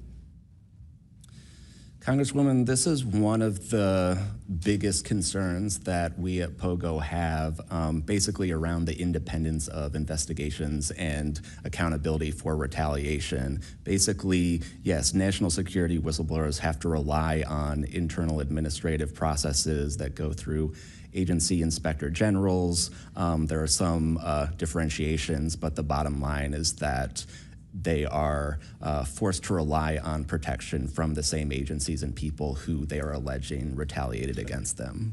Yes, well, I thank you all for your bravery. We are out of time here. Thank you so much for coming forward, and we will do everything that we can to ensure that you are all protected. Thank you for trying to bring truth and transparency to the American people. Madam Chair, I yield. I now recognize Mr. Burleson for about 5 minutes. Thank you, everyone. It takes such great courage to come forward, and we acknowledge that, and I hope that you see that we are taking that seriously. And so very thankful for what you're doing today. I'm also very thankful for previous witnesses that have come forward. I see Matthew Brown in the audience. He courageously stepped forward and was as a witness. I encourage everybody to look and seek his testimony. I want to thank the people that came in our first hearing: Ryan Graves, David Grush, David Fravor. And in our second hearing, Admiral Gallaudet, Lou Elizondo, and Mr. Gold. And the many others that have come forward. We hear you, and it's time that we, enough is enough. It's time that we take action. Look, I'm not jumped to the conclusion that I believe that there are, aliens coming from another planet. But I'm open to that. And I think that it's our responsibility, especially when we're seeing that we have a government that is actively blocking information from us. Just last night, I tried to get an amendment onto the National Defense Authorization Act that fit in the germaneness of that bill to have UAP disclosure. And conveniently, it was named non-germane, mostly deemed by staff, not even an elected official. This is the kind of stuff that we repeatedly see. Last year, we were blocked by someone in House administration from being able to receive a full briefing from Arrow. So not an elected official, but someone in staff blocked us. And I've had it. Enough is enough. I want to cue up a video that I've been given.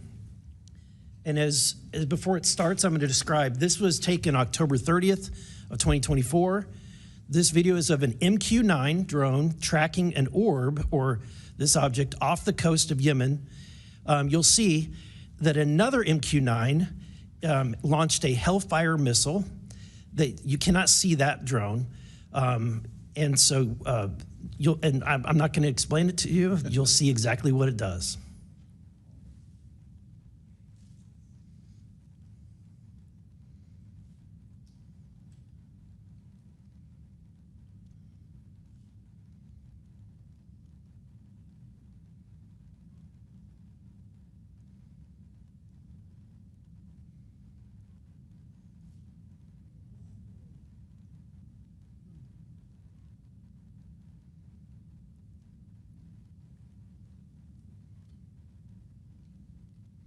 This is when it zoomed out, so you can still see it traveling.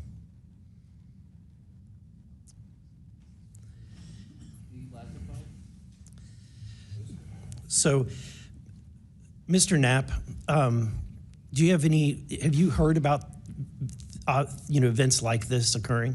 And what information might you have? I have heard about events like this. I have heard about this event. Jeremy Corbell and I talked about it in one of our episodes a while back. We did not have the video, though. There are servers where there's a whole bank of these kind of videos that Congress has not been allowed to see, that the public hasn't been allowed to see. Occasionally, some of that stuff gets out in the wild, and it comes our way. It should be going to you. The public should be seeing this stuff. And why you're not allowed to, I don't know. But that's a Hellfire missile smacking into that UFO and just bounced right off. And it kept going. It kept going, and it looks like the debris was taken with it. Yeah, what the hell is that? What again, flies like that? Again, I'm not going to speculate what it is, but the question is, why are we being blocked from this information consistently? I want to ask this just question. How in the world, this is the document, I want to enter this in for the record if it hasn't already been entered, Madam Chair. The document that you provided on thread 3, this is a huge file. How in the world did you smuggle this out of Russia? Carefully. In your socks? I don't think I want to be really specific about it because I might have to go back there and get some more sometime. Although, no, that'd be crazy to do that. Well, I took the top pages off that were stamped with the security signature, and I carried them out on my person. But the rest of them I just threw in my suitcase and threw some caviar in there as a distraction as well, and hoped for the best. Otherwise, I'd be a citizen of Siberia right now. And you had you reported James Lukatsky came to you with government possession of NHI craft and how they ultimately gained entry. Can you testify to the veracity of that claim? Dr. Lukatsky is an honorable man who served most of his career with the DIA, a very trusted, high-level rocket scientist and intelligence analyst who inspired the OSAP program, as I said earlier. And in full disclosure, I've co-written 2 books with him. He dropped this on myself and our other co-author out of the blue. And it took 14 months for us to get DOPSR approval for him to release 2 sentences on that. He said this craft, we had managed to get inside of it. It had no wings, no rotor, no tail. It had no fuel tanks. They didn't know how it flew or how it was operated. It clearly looked like it was aerodynamic, but he would not go further. He's a by-the-book guy, and until he gets clearance to say more about that, I don't think we're going to hear much more. But it's not ours. It wasn't ours. We didn't make it. We didn't know who made it and how it was built and how it operated. We've got at least one. And I don't know, I think that's enough confirmation that we do have recovered discs and materials. Lastly, Mr. Borland, in the classified realm, have you been exposed to undeniable confirmation of NHI technology? And then my second question is Base Systems involved in any way with reverse engineering exploitation of non-human intelligence craft? Yeah, we're gonna have to have a conversation this Skip for that. Whether I'm legally even allowed to answer that, and whether you're even allowed to hear it, sir. Okay. Again, you can sense our frustration, and so I just want to thank you for coming forward. We will continue to fight because look, this is about making sure that this government belongs to the people and restoring the republic the way it was intended to be. Madam Chair, I also have further witnesses of courageous individuals. It was given to me by Dr. Stephen Greer, including Michael Herrera and his testimony. We have Roderick Castle and his testimony, Randy Anderson, his testimony, Stephen Digna, and others, 3 others, all saying similar things to what the witnesses today have said, and I would like to enter that into the record as well. No objection. Thank you. I now recognize Representative Lee for 5 minutes. Thank you, Madam Chair. I think we need to make sure that we don't get distracted by sensational stories only of unidentified anomalous phenomena and lose track of what the core of this hearing is about. This is all a perfect example of why whistleblowers are so important and why it's so important that we step up and protect them. With Trump, RFK Jr., EPA Administrator Lee Zeldin, and others committed to dismantling government and firing professionals who do dare to speak out against the threats this administration's disastrous policies create, we have to focus on protecting all whistleblowers, not only the ones who are reporting on UAP. I'd like to thank the whistleblowers who have agreed to come before the committee today and speak their truth.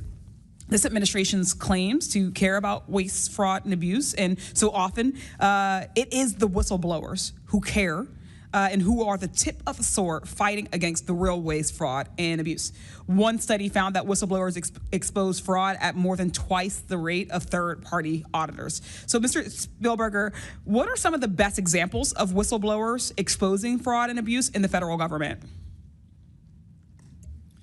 Thank you, Congresswoman. Again, whistleblowers have played such a vital role across so many different issues. One prominent example goes back to the 2014 VA waitlist scandal. POGO actually played a very instrumental role coordinating with Iraq and Afghanistan Veterans of America. At that time, we received tips and whistleblower disclosures from over 800 different individuals talking about the VA subjecting veterans to extensive wait times in order to get the basic standard of care that they deserve.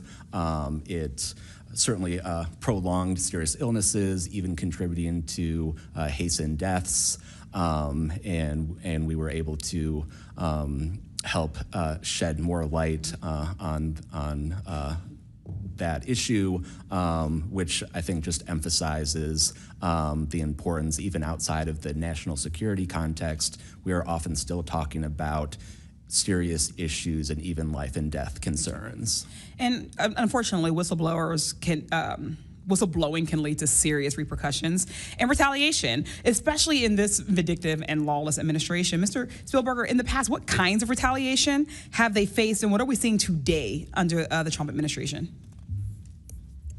So we've certainly heard about a number of different examples of retaliation. One that I'd like to highlight that Mr. Borland referenced previously is retaliation through abuse of the security clearance process. That can have grave implications not just for a whistleblower, but also their ability to seek legal counsel and defend themselves against retaliation. And when we look at the past several months of this administration, unfortunately, we've seen a really systematic approach toward dismantling the nonpartisan civil service. We've seen the mass firings. We've seen undermining of independent agency watchdogs, mass firings of inspectors general, undermining the Office of Special Counsel, the Merit Systems Protection Board. Again, these entities that are meant to be independent and play a critical role in investigating whistleblower disclosures and ensuring that their rights are protected. Yeah.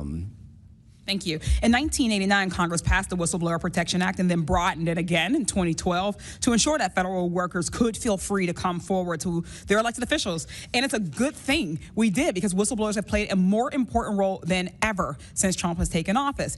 It was thanks to a whistleblower that we learned that DOJ allegedly put every single American's personal security information at risk by bypassing safeguards and copying all this data to an unsecure server. I ask unanimous consent to enter into the record a New York Times article titled, quote, "DOJ put critical Social Security data at risk," whistleblower says. Good to go. Thanks.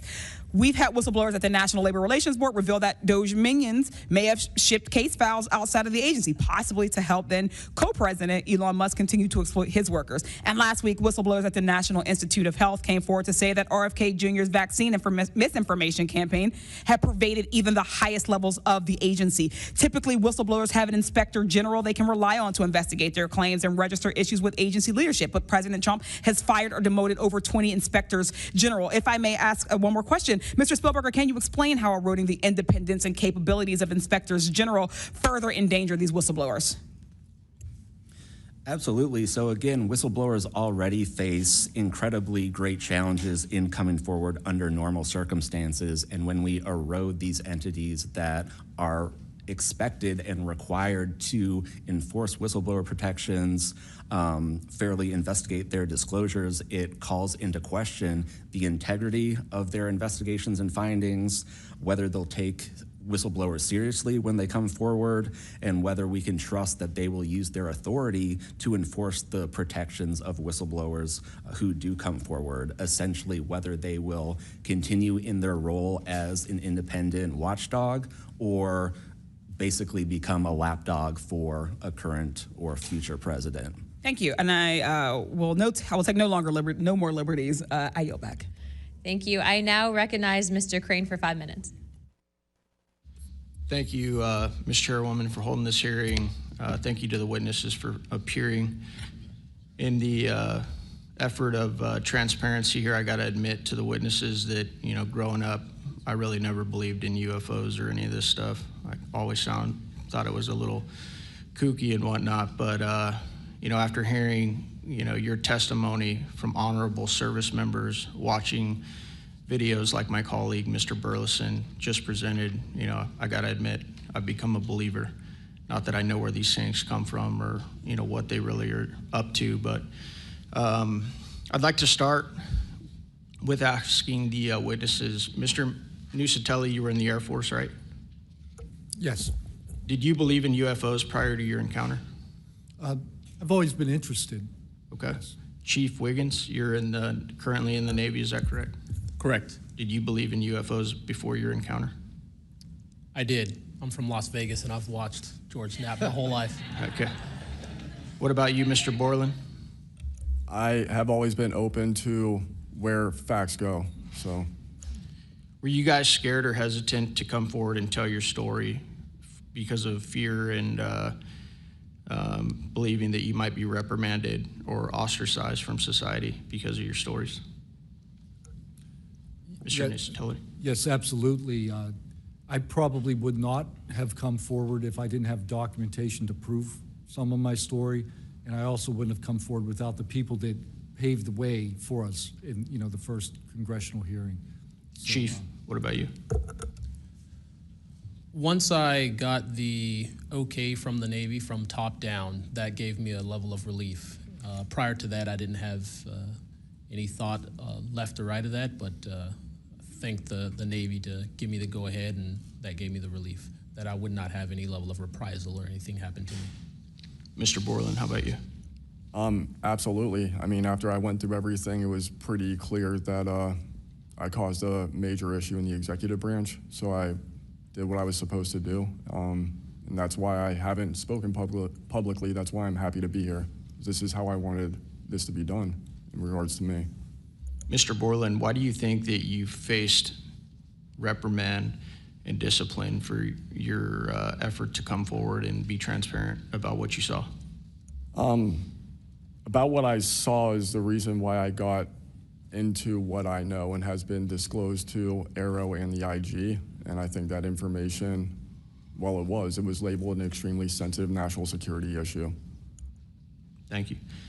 Mr. Knapp, I've watched many of your videos on Joe Rogan and other places. One of the big questions, I think, for many of us is why do you believe that the federal government refuses to be transparent about this issue?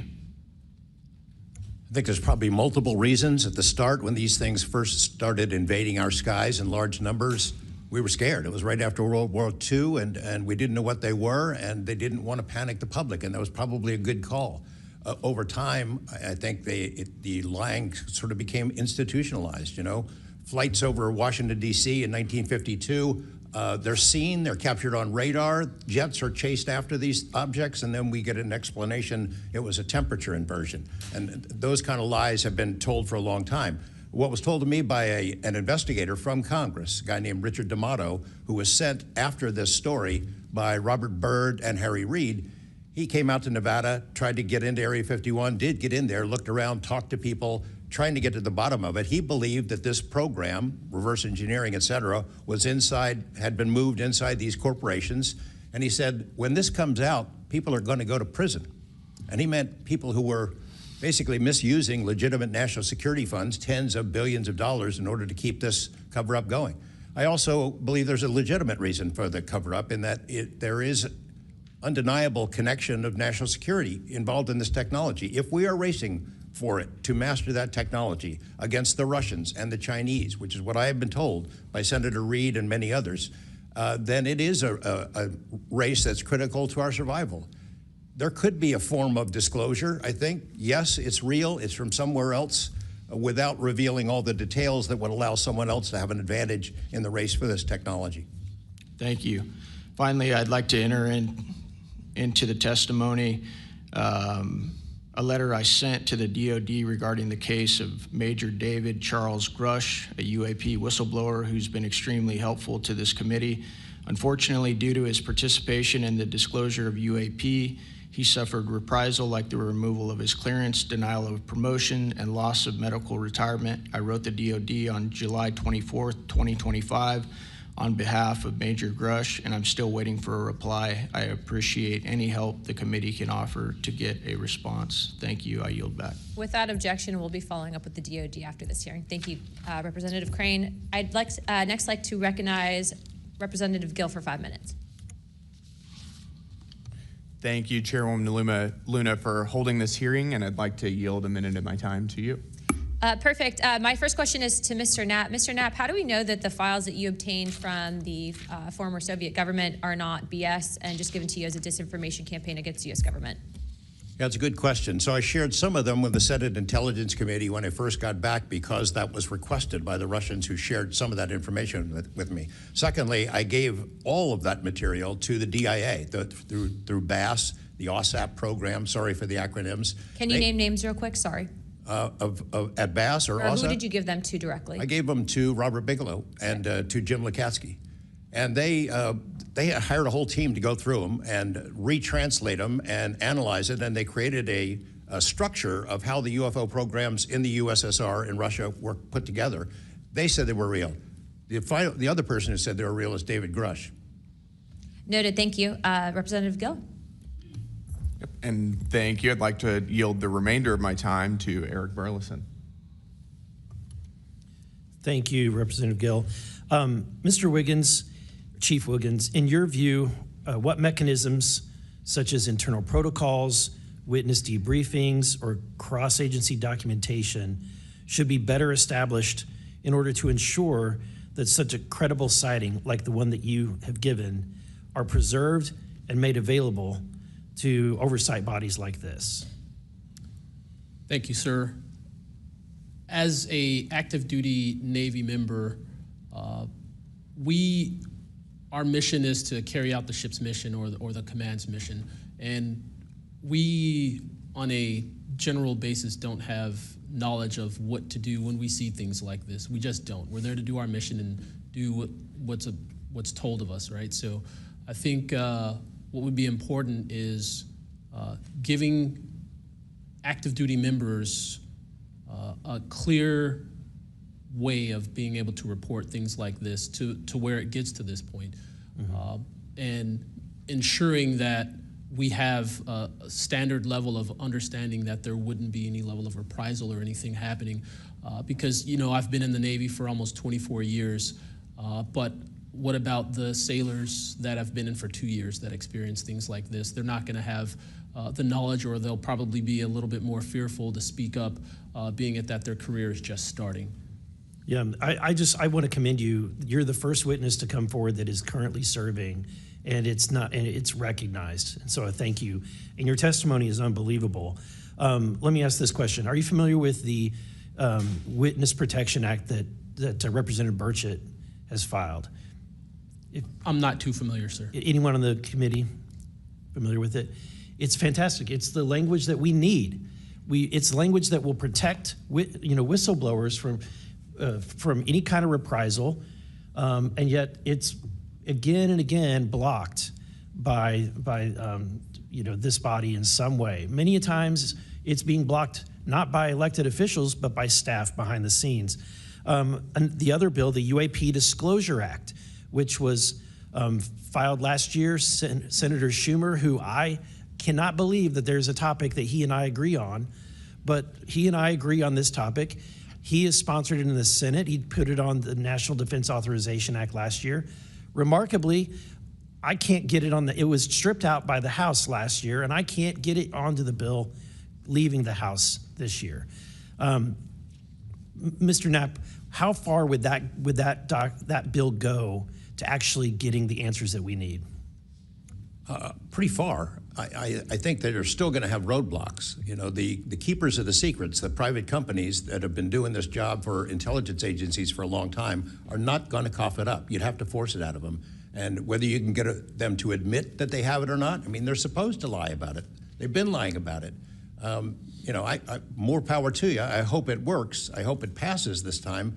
But it's a daunting challenge to get them to open up after lying about it for more than 75 years. Yeah.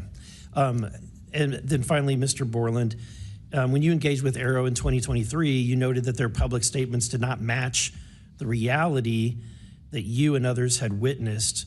In your assessment, what were the key limitations of AARO? You know, I would put it to you this way. The statement AARO has made is scientific evidence of extraterrestrials. Scientific evidence requires a scientific control. Extraterrestrial is an entity on another planet.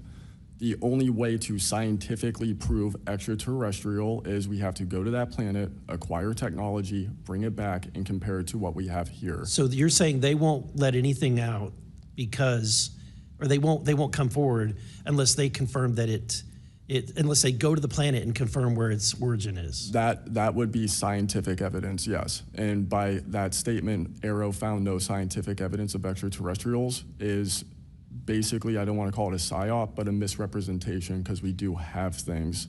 But making that statement is not technically a lie, it's a misrepresentation of the full truth. Thank you.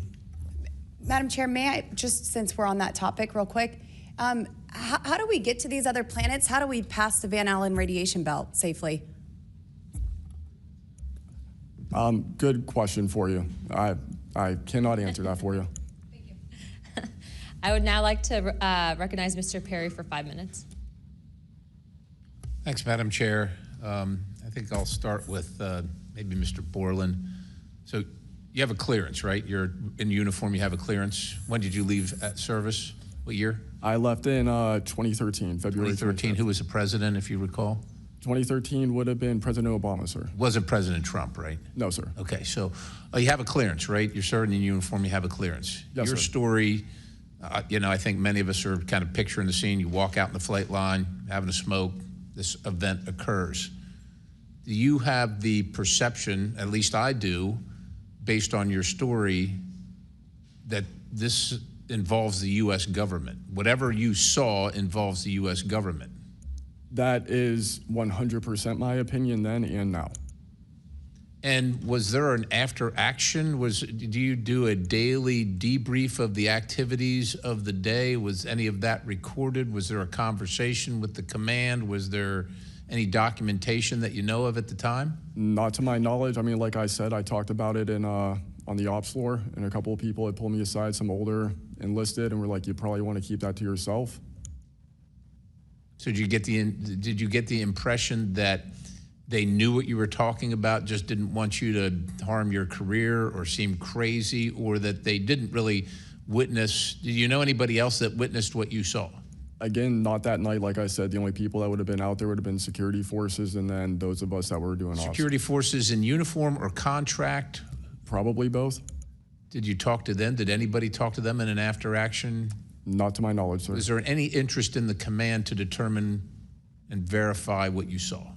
Not to my knowledge, sir. It's unfortunate. Chief Wiggins, thank you for your service. Gentlemen, thanks all of you for your courage to be here.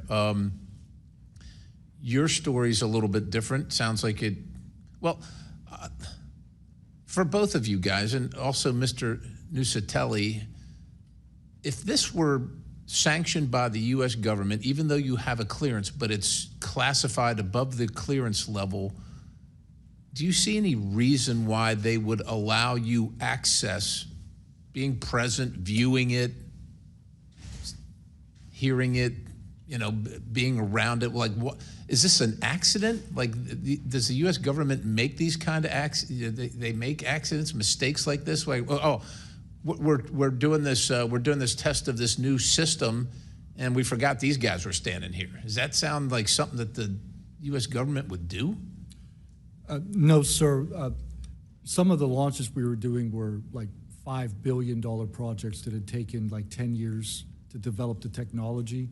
And these objects were coming right up to the launch pad. So any kind of mistake, I mean, it could cause a catastrophe. Right. So it's very confusing why these objects would be operating in and around our bases or during training exercises. So it would lend you to believe that the U.S. government had nothing to do with whatever it is you saw. Correct. They wouldn't want it there because it would potentially interrupt the proceedings at the time. Was there an after action? Was there a discussion by your command was there an investigation? It's pretty significant activities that you were involved in. Was there an investigation that you know of? We conducted investigations in real time, right, and we document all the evidence, but as far as anything from higher up, I don't know if there was an investigation done. No information came down on what we should do. Were you ever interviewed at someone else's request? About that incident? Yeah, about the incident. I don't believe so. Do you think you find that odd? If something happens, you're around multi-million, maybe billion-dollar operations and launches of national security interests, very sensitive. There's an anomaly in the operation. The only person witnessed it, saw a UAP at Vandenberg at that time frame, that was interviewed was the one that witnessed the thing land. Why wouldn't, well, I don't know why I'm asking you, but it seems to me that we would want to interview everybody associated, even not associated, to find out if they were associated. Chief Wiggins, how about you?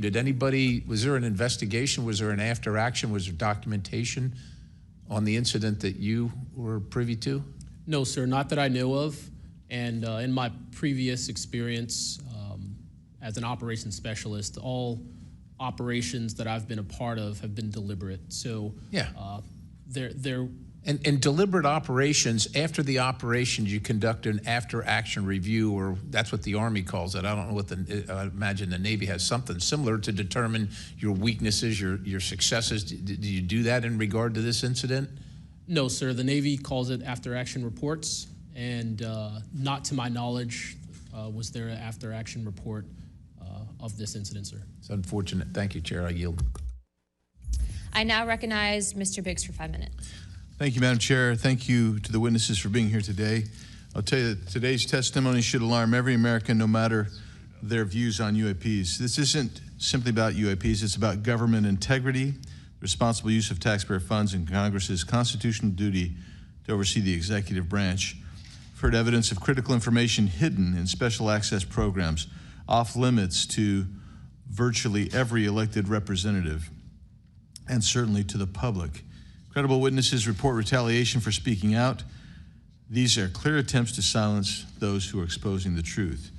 We must protect the whistleblowers. And decades of government disinformation have eviscerated public trust. So this isn't a partisan matter, it's a constitutional matter. And when you talk about the VAs, Mr. Spielberger, and all the problems that they had, the hub of that was Phoenix. And they went after the whistleblowers there, and that was under the Obama administration. So it doesn't matter which administration, which party, both parties have got to come clean, particularly on this.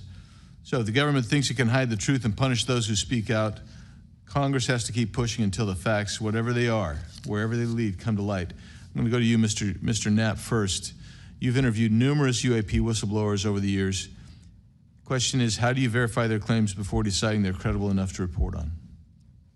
It's a combination of factors. First, you check their credentials. Did they really serve where they said they did, and did they work where they said they did? Are there any other witnesses? Is there visual proof, film, footage, things of that sort? You ask the people around them that know them, that used to work with them, if they're credible people. That's one way. You know, I think about Arrow, the organization that this body created to deal with witnesses and whistleblowers. I hope I'm not taking too much of your time here, but they invited people to come forward, service members who knew, saw things and had experiences. And I can tell you that the people that I have talked to who went through that are deeply disappointed. There was a guy named Bob Jacobs who was a lieutenant attached to Vandenberg in 1964. His unit would record missile tests. They recorded all of them. On one of these particular tests, a UFO comes out of nowhere, zaps what looks like a laser beam at what would have been a nuclear dummy, a nuclear weapon, and disabled it. And he is called into the commander's office. Two guys in suits clip that film footage out that shows the UFO, and he's ordered to never talk about it.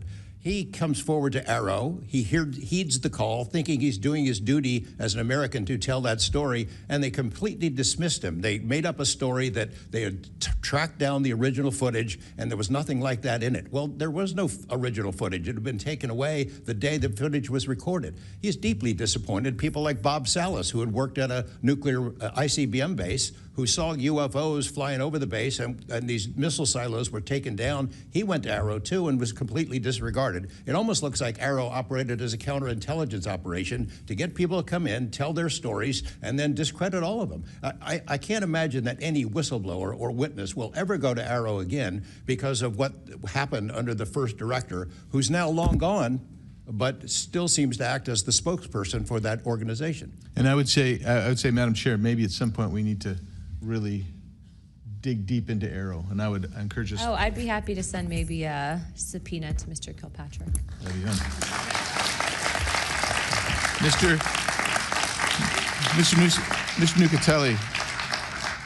Nucatelli, you've testified that official Air Force records of the Red Square incident are now held by Arrow and the FBI. Has Congress or you been denied access to those records, and on what grounds would we be denied access, you or us? No, the records are unclassified, so okay, provide them to. In the 2003 to 2005 incidents you described, were any physical effects, electromagnetic interference, radio anomalies, or security system disruptions documented in base logs or any reports, official reports? Not to my knowledge, no. Mr. Wiggins, has the full resolution unedited footage of your incident been provided to Congress? Yes. Okay. Were you or your crew ever instructed formally or informally not to document or discuss the event? Ever? No. Good. Mr. Borland, you've talked about manipulation of your security clearance records. Can you identify which agencies or offices were responsible and whether they provided any written justification? I can do that in a skiff, sir, 100%. Because of being a part of a multi-agency special access program, I cannot give those publicly. So I'd encourage us, Madam Chair, to have that skiff meeting if we can. And then, Mr. Borland, again for you. You testified that you withheld certain sources and methods from Arrow due to mistrust. Can you give us some specifics that led you to believe they were misrepresenting the truth? Well, as I said already, what I said about scientific methods, scientific control, extraterrestrials, I mean, I know what I've seen, I know what I know, and I know it's true. So any agency that's going to go public and try and manipulate the public perception of this subject in such a way that is negative when I know the truth about it is why I had extreme reservations with it, and also what I've been through and other whistleblowers and people in the know about this subject have been through. So, Madam Chair, thank you for letting me wave on. I think the key thing there you talked about was manipulation of message, manipulation of narrative. That is really the problem with this entire the system that we've seen since you've started these wonderful hearings, Madam Chair, and I thank you so much. Thank you, Representative Biggs. The chair would now like to recognize Mr. Begich for 5 minutes. Thank you, Madam Chair.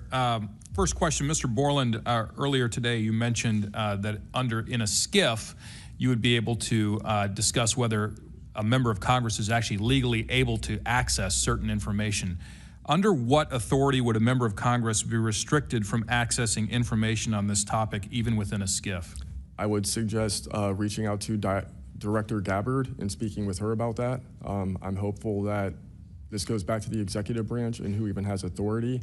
Unfortunately, I can't give you a 100% solid answer because I don't even have that knowledge.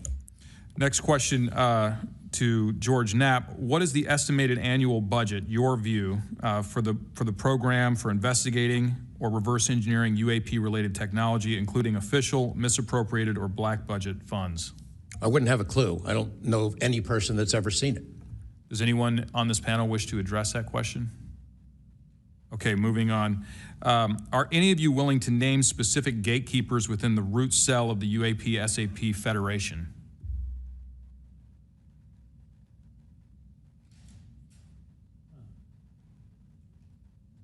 You mean specific people and contractors that have dealt with this and kept the secret? Specific individuals. Well, one of them was named Dr. James Ryder at Lockheed. But, you know, again, to emphasize, I don't fault these contractors for doing what they were asked to do by our government. They're supposed to lie if people ask about it. And the intelligence agencies who gave this stuff to them, CIA, I think primarily, told them to keep it quiet, and they've done that. And I suspect that they'd like an off-ramp, that they'd like some help with figuring out this technology at some point. And this is, again, available to anyone, is there a security classification guide for UAP or NHI?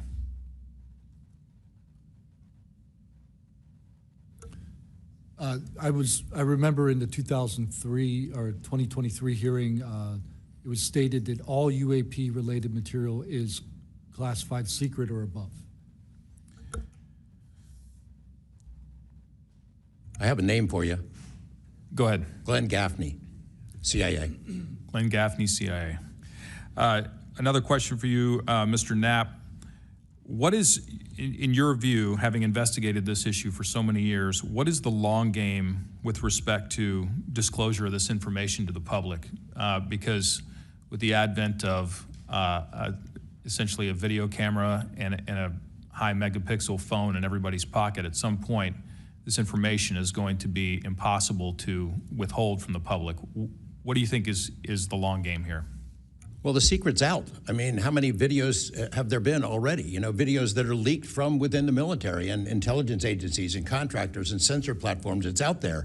But they have the high ground. The people that don't want us to take it seriously dismiss it, discredit the witnesses, come up with a cover story. I mean, it's been out there a long time. The public senses that it's real, and the people in authority dismiss them. It's a game that's been going on a long time, and I don't think they're ever going to release it. I think that there's an attitude among the people that have been involved in this for a long time that the public doesn't deserve to know, and that the public probably can't handle it, but they can.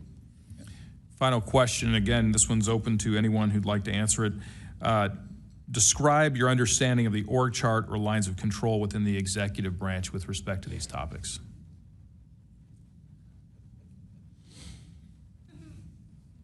And if you'd like to address that in a skiff, feel free to say so. That could work as long as I'm legally allowed to and you are legally allowed to receive it. I think these programs are in the executive branch, the National Security Council and over on that side. That seems to be what some of our witnesses have told us over the years. So you can, you know, Congress can file all kinds of requests. The FOIAs can be filed with the Department of Defense, Department of War now, and they can honestly say, well, we don't have it, because they don't have it. Thank you. Is there anything in my remaining 30 seconds that you'd like to share on any of these questions that I've asked you today? I applaud the committee for trying to tackle this monster of an issue. I really appreciate that it might be the only bipartisan issue in Washington where everybody can agree. We've watched multiple hearings now. Everyone is asking the same kind of questions, whether right or left, and honestly want the answers. And you know, Chairman Luna, Chairwoman Luna, I appreciate your dedication to this, Tim Burchett and the other members for sticking with it, because you know, it's come up in Congress before, and they had hearings, and then they dropped it for 50 years. So it's going to take a lot of time to get to the bottom of this, and I applaud your commitment to getting to the truth. Thank you, Mr. Knapp. Pursuant to Committee Rule 9C. Madam Chair, can I ask a parliamentary question of you? Yeah, sure. Does this subcommittee have the authority to do subpoenas? Task force. So the task force, to answer that question, has to do it through full committee. Okay. So, and also in regards to immunity, which to Mr. Borland's point, we are going to be doing a motion to ask for immunity for you and a few other people to come into a skiff and tell us what you know without being subject to the Espionage Act, et cetera. Thank you, ma'am. So that's just kind of an update. But as a task force, because we are not a full subcommittee and there are certain authorities that haven't been granted to us, probably because they don't want us to have it. But there are ways to work around it, so we're kind of figuring that out. Pursuant to Committee Rule 9C, the majority and minority will have an additional 30 minutes each to ask questions of the witnesses. Without objection, So ordered. With that being said, if you guys want to jump in the queue, I know Representative Crane, Burleson, and likely Burchett have a few more questions. I'll just start out with 2, and then I'll pass the buck to Burleson. Burchett, do you have anything? Yeah. Burchett and then Crane. Just real quick, Mr. Knapp, and short answers, please, because of time. How much of these alleged Russian crash retrieval documents have already been physically out there? So, I mean, percentage-wise of the documents that you submitted to Congress, what was public already and what was not newly released? Maybe 1%. Okay, so the rest of it should be predominantly new information. Yep. Also, can you just elaborate real quick? I know you had, I think, mentioned a Thread 3 program, but also alleged in those documents, I got through maybe half of them last night. There's a lot, and I don't speak Russian, contrary to what my people might allege.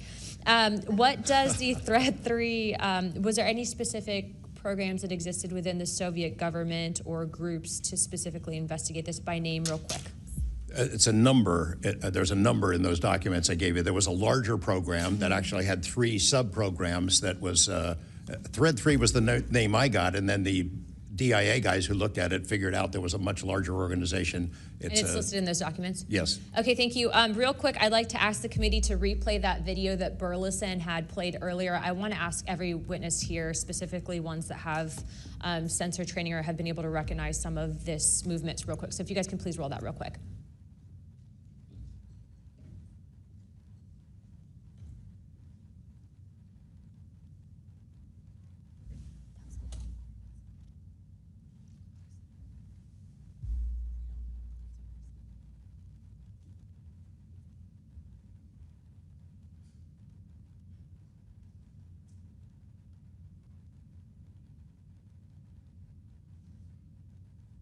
Okay, while this is still rolling, Mr. Nucatelli, real quick yes or no answers. Are you aware of anything in the government, United States government arsenal that can split a Hellfire missile like this?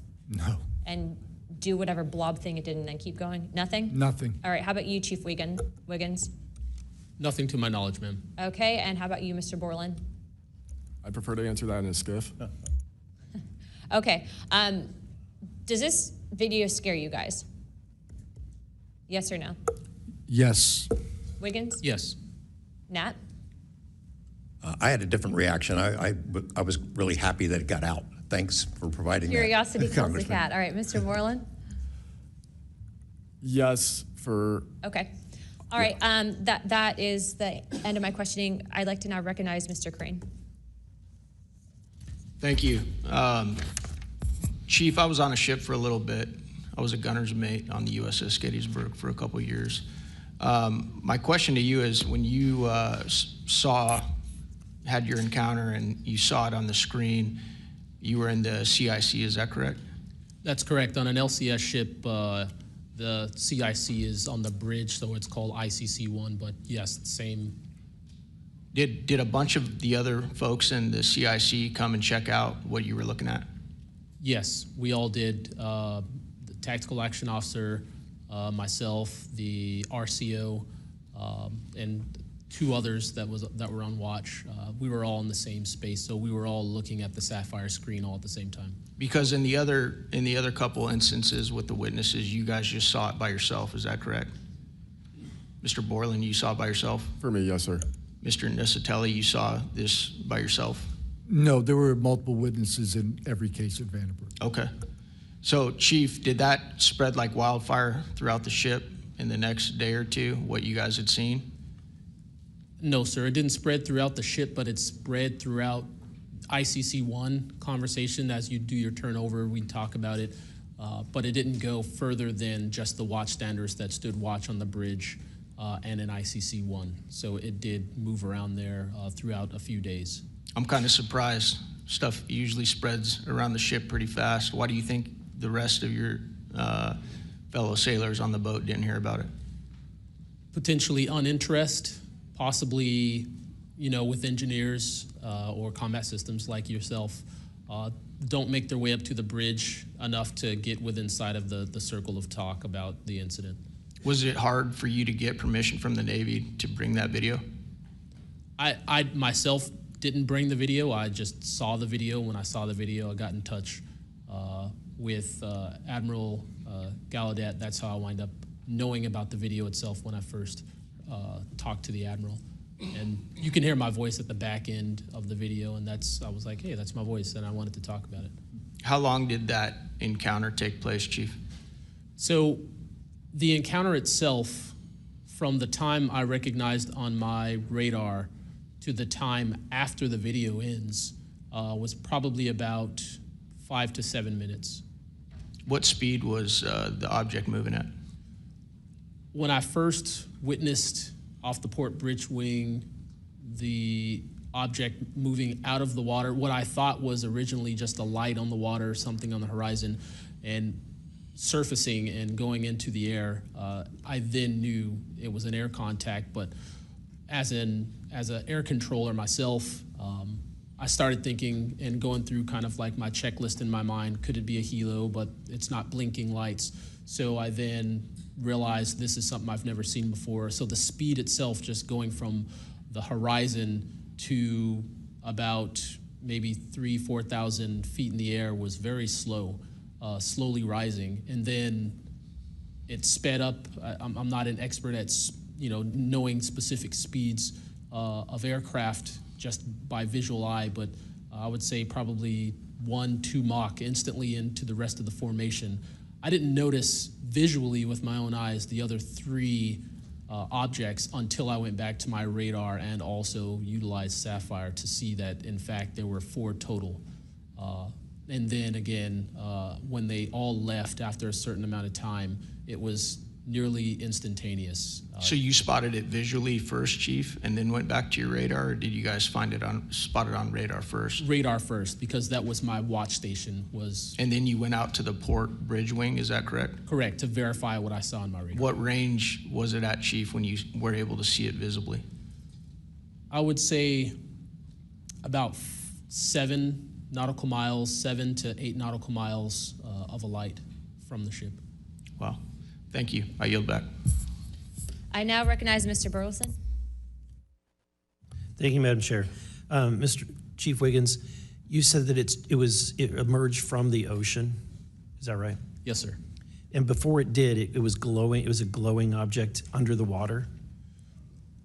That part I couldn't tell because it was nighttime at 1915 approximately, and it was also at a distance. So it's very hard to tell the difference between something on the horizon and something surfacing from the water. My personal thoughts after seeing what I saw is that it did in fact come from the water, but I don't have visual evidence showing exactly, that it did in fact come from the water. But I had to go through my process of elimination and try to figure out, was this a ship on the horizon just showing its lights at night, but to see it surface, then it made me question, okay, where did this come from? If it's flying and it's not a drone or anything like that, where was its origin? Where did it start? Oh, Mr. Knapp, in your testimony and in this document, you detail an event that happened in Russia where their nuclear missiles were activated, and we were close to a World War III at that time, which is startling to hear. It's also good to know that as we have investigated the JFK files as well, that we're learning that that there was a document that was sent between Russia, and there was an agreement between Russia and the United States that if they were to see some unidentified objects over sensitive sites, that they would report it to each other. Are you familiar with that document? Yes, I'm also familiar with the rhetoric, public rhetoric between President Reagan and Gorbachev at the time, too, that they traded statements about, wouldn't it be something if we were threatened by something from way outside, how we might work together. I know for sure that they had conversations about it, and I know we did reach an agreement to try to lessen the possibility that us detecting a UFO or group of UFOs would not be mistaken for a bunch of Russian missiles. There were exchanges of that sort that went back and forth. Yeah, and I can imagine this is, to me, the validity of this document is underscored by the fact that Russia would not want this to be known. They absolutely would not want to know, the public to know, or the United States to know, that there was a vulnerability in their missile systems. Would you agree? Absolutely. And, you know, and we had many similar incidents at our nuclear weapons facilities here that have all been sort of swept under the rug, but it's pretty scary when you take down 10 missile silos during tense times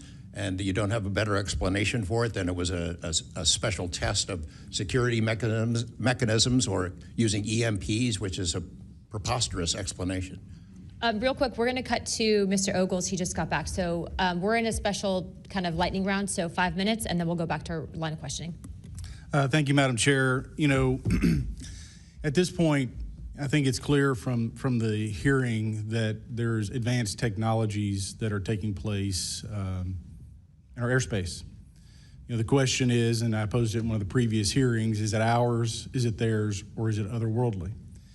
There may not be a silver bullet at the moment, but when you look back through the hearing and the evidence that's been presented, if you're going to point the American people to one piece of evidence to start their journey on this topic, what would you suggest, sir? One piece of evidence, I would start with this hearing, in the first hearing. There is no evidence. But is there a specific, exactly, but is there a specific evidence or footage or document that you think lends extreme credibility to what we're discussing today? I would say this new video we're seeing today is exceptional evidence that we're dealing with something. With the kinetic? Yes. Mr. Wiggins? Sir, I'd have to say that if just the average person here in America looked at absolutely everything that has come across television, the internet, etc., you can't tell yourself that 100% of what's being recorded is fake or false. You have to, at some point, understand that there's something else out there. Well, I mean, and you bring an interesting point. You know, in the law enforcement community, anytime you're conducting an investigation, you're always looking at the totality of the circumstances. You're looking at all the evidence and how they piece together. And so that would be my, you know, advice to the American people, that this is a journey that is just beginning from a congressional perspective, but you have decades of data, some of it not real, much of it is, but thanks to Chairwoman Luna, we're now presenting this to the American people. And I think this latest video from Mr. Burleson is something that should get everyone pause.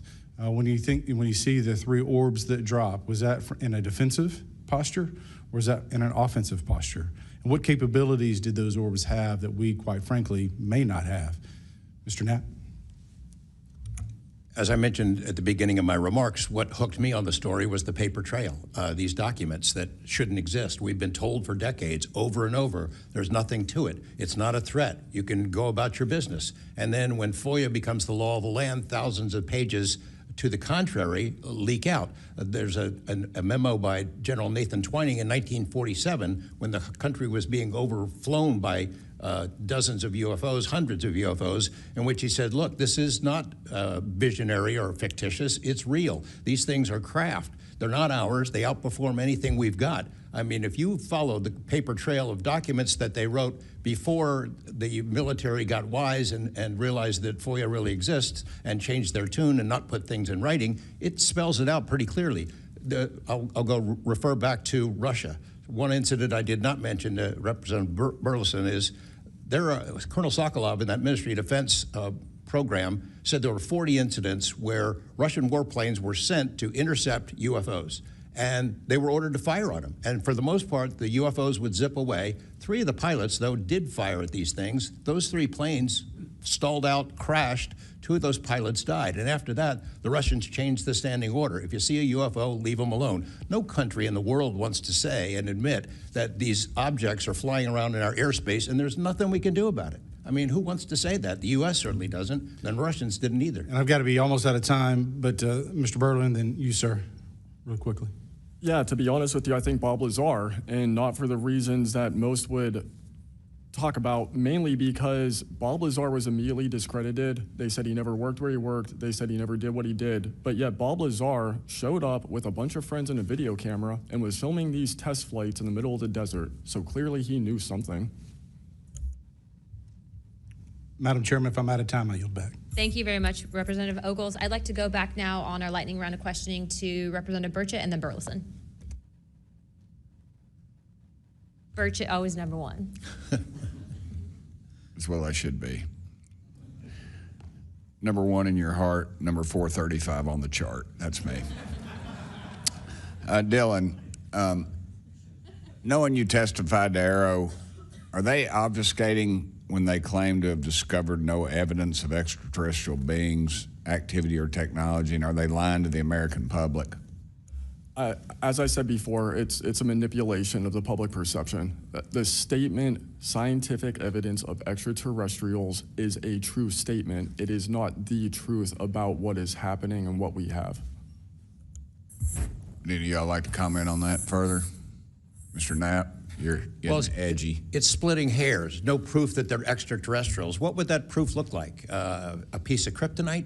What would it be? I mean, we could be talking about different forms of non-human intelligence. I think the dominant paradigm is that they come from outer space, somewhere else, and they have some way that they can cross those vast distances that we can't even imagine doing. But not necessarily, that's not necessarily the answer. So asking for proof of extraterrestrials might not be the answer at all. It's splitting hairs. You know, we don't know where they're from. I don't know anyone who knows the answer for sure. They call them aliens just as a placekeeper kind of a word, but no one in all these programs who've studied this stuff for years, people with much bigger brains than mine, knows the answer for sure. I've talked to Navy folks that some of the deep sea areas, they think there might be something there that they're here, and I don't know when they got here. Another point that needs to be made is every time, you know, we say we're going to back engineer or whatever you want to call it, these craft, I always say, like, it'd be like if you took I ride motorcycles, but if you took like an Indian or a Harley to the people that came over here on the Mayflower,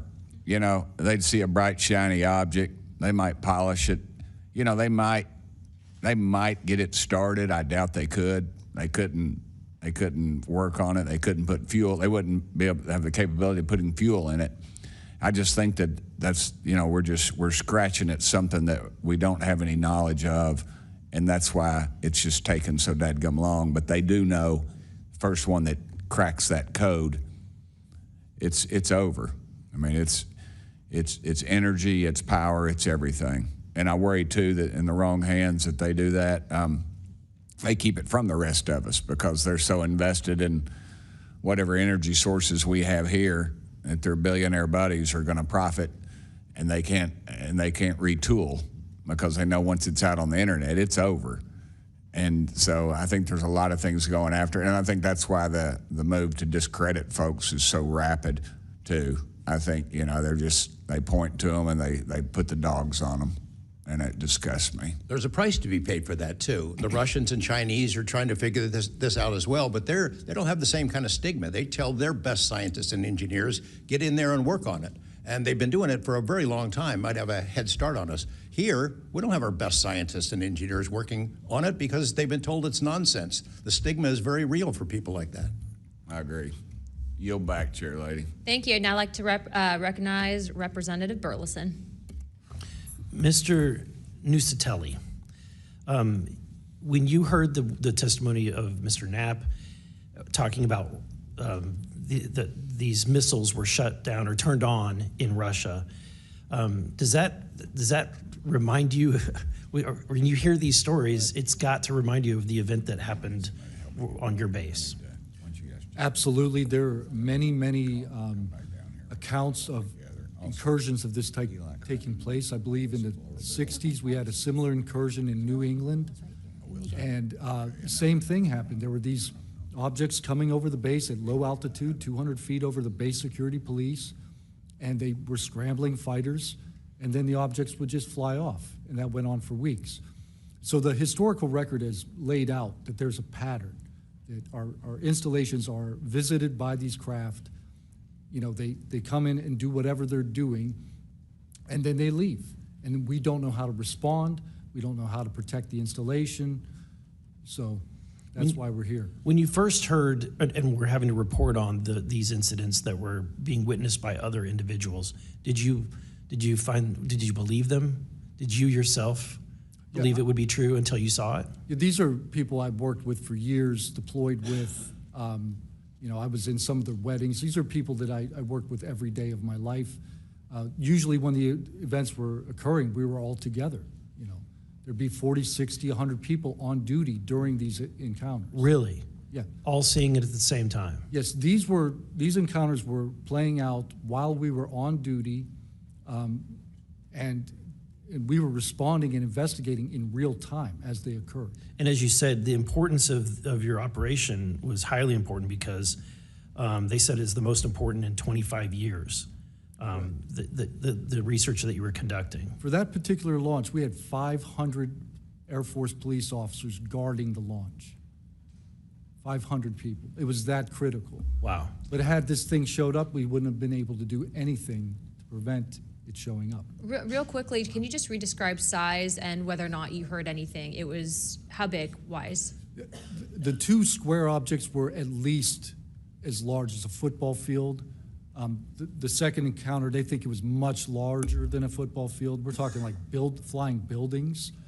The object I saw was about 30 feet in diameter. And to confirm, you were not the only person that saw this. Correct. I think I was also told that there was also reports of this in a police blotter in the area. Can you confirm that? Yes, that's the documentation that I maintained from the original event and turned into Arrow and the FBI. Okay. Do you have any more, Burleson?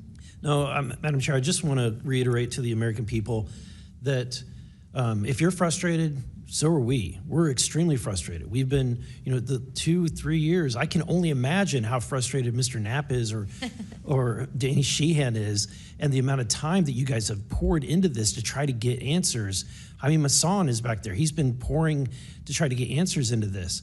I hope that you all see that we're committed to this, and we're going to be scrappy about it. We may not have the direct authority, but I can assure you Representative Luna is about as scrappy as it gets. I wouldn't want to scrap with her. But that being said, I think that if the American people want to see answers, we need to action. We've had the hearings. It's time to take action. It's time that we pass Tim Burchett's Whistleblower Act. It's time that we pass the UAP Disclosure Act. And I think that we've had a lot of talk about this. It's time for action. Thank you, Burleson.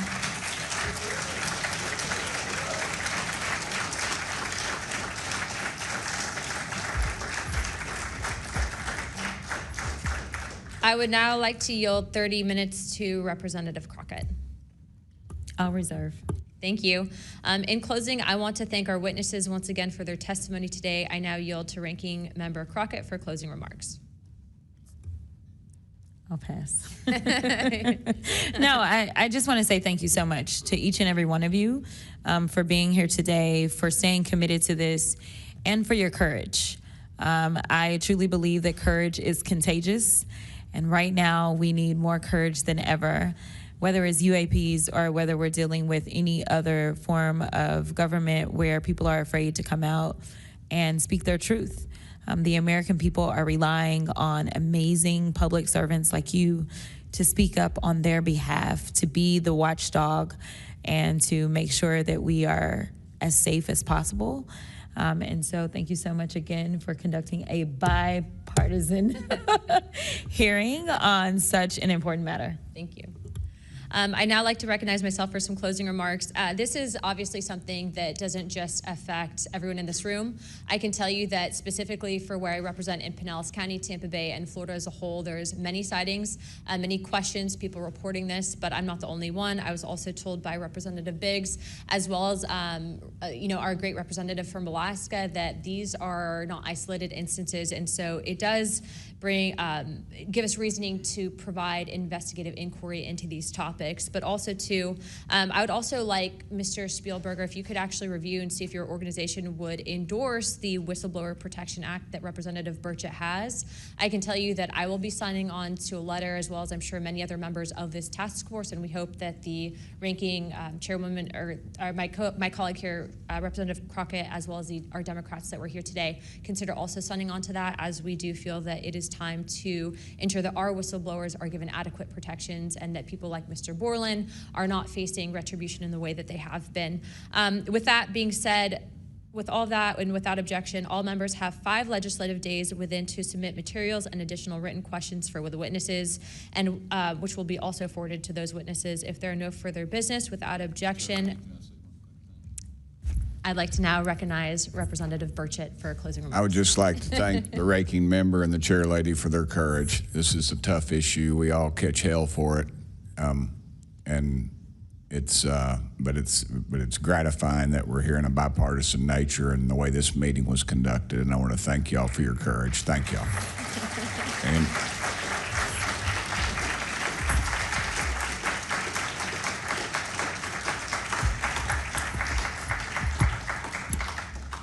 without objection, the task force stands adjourned.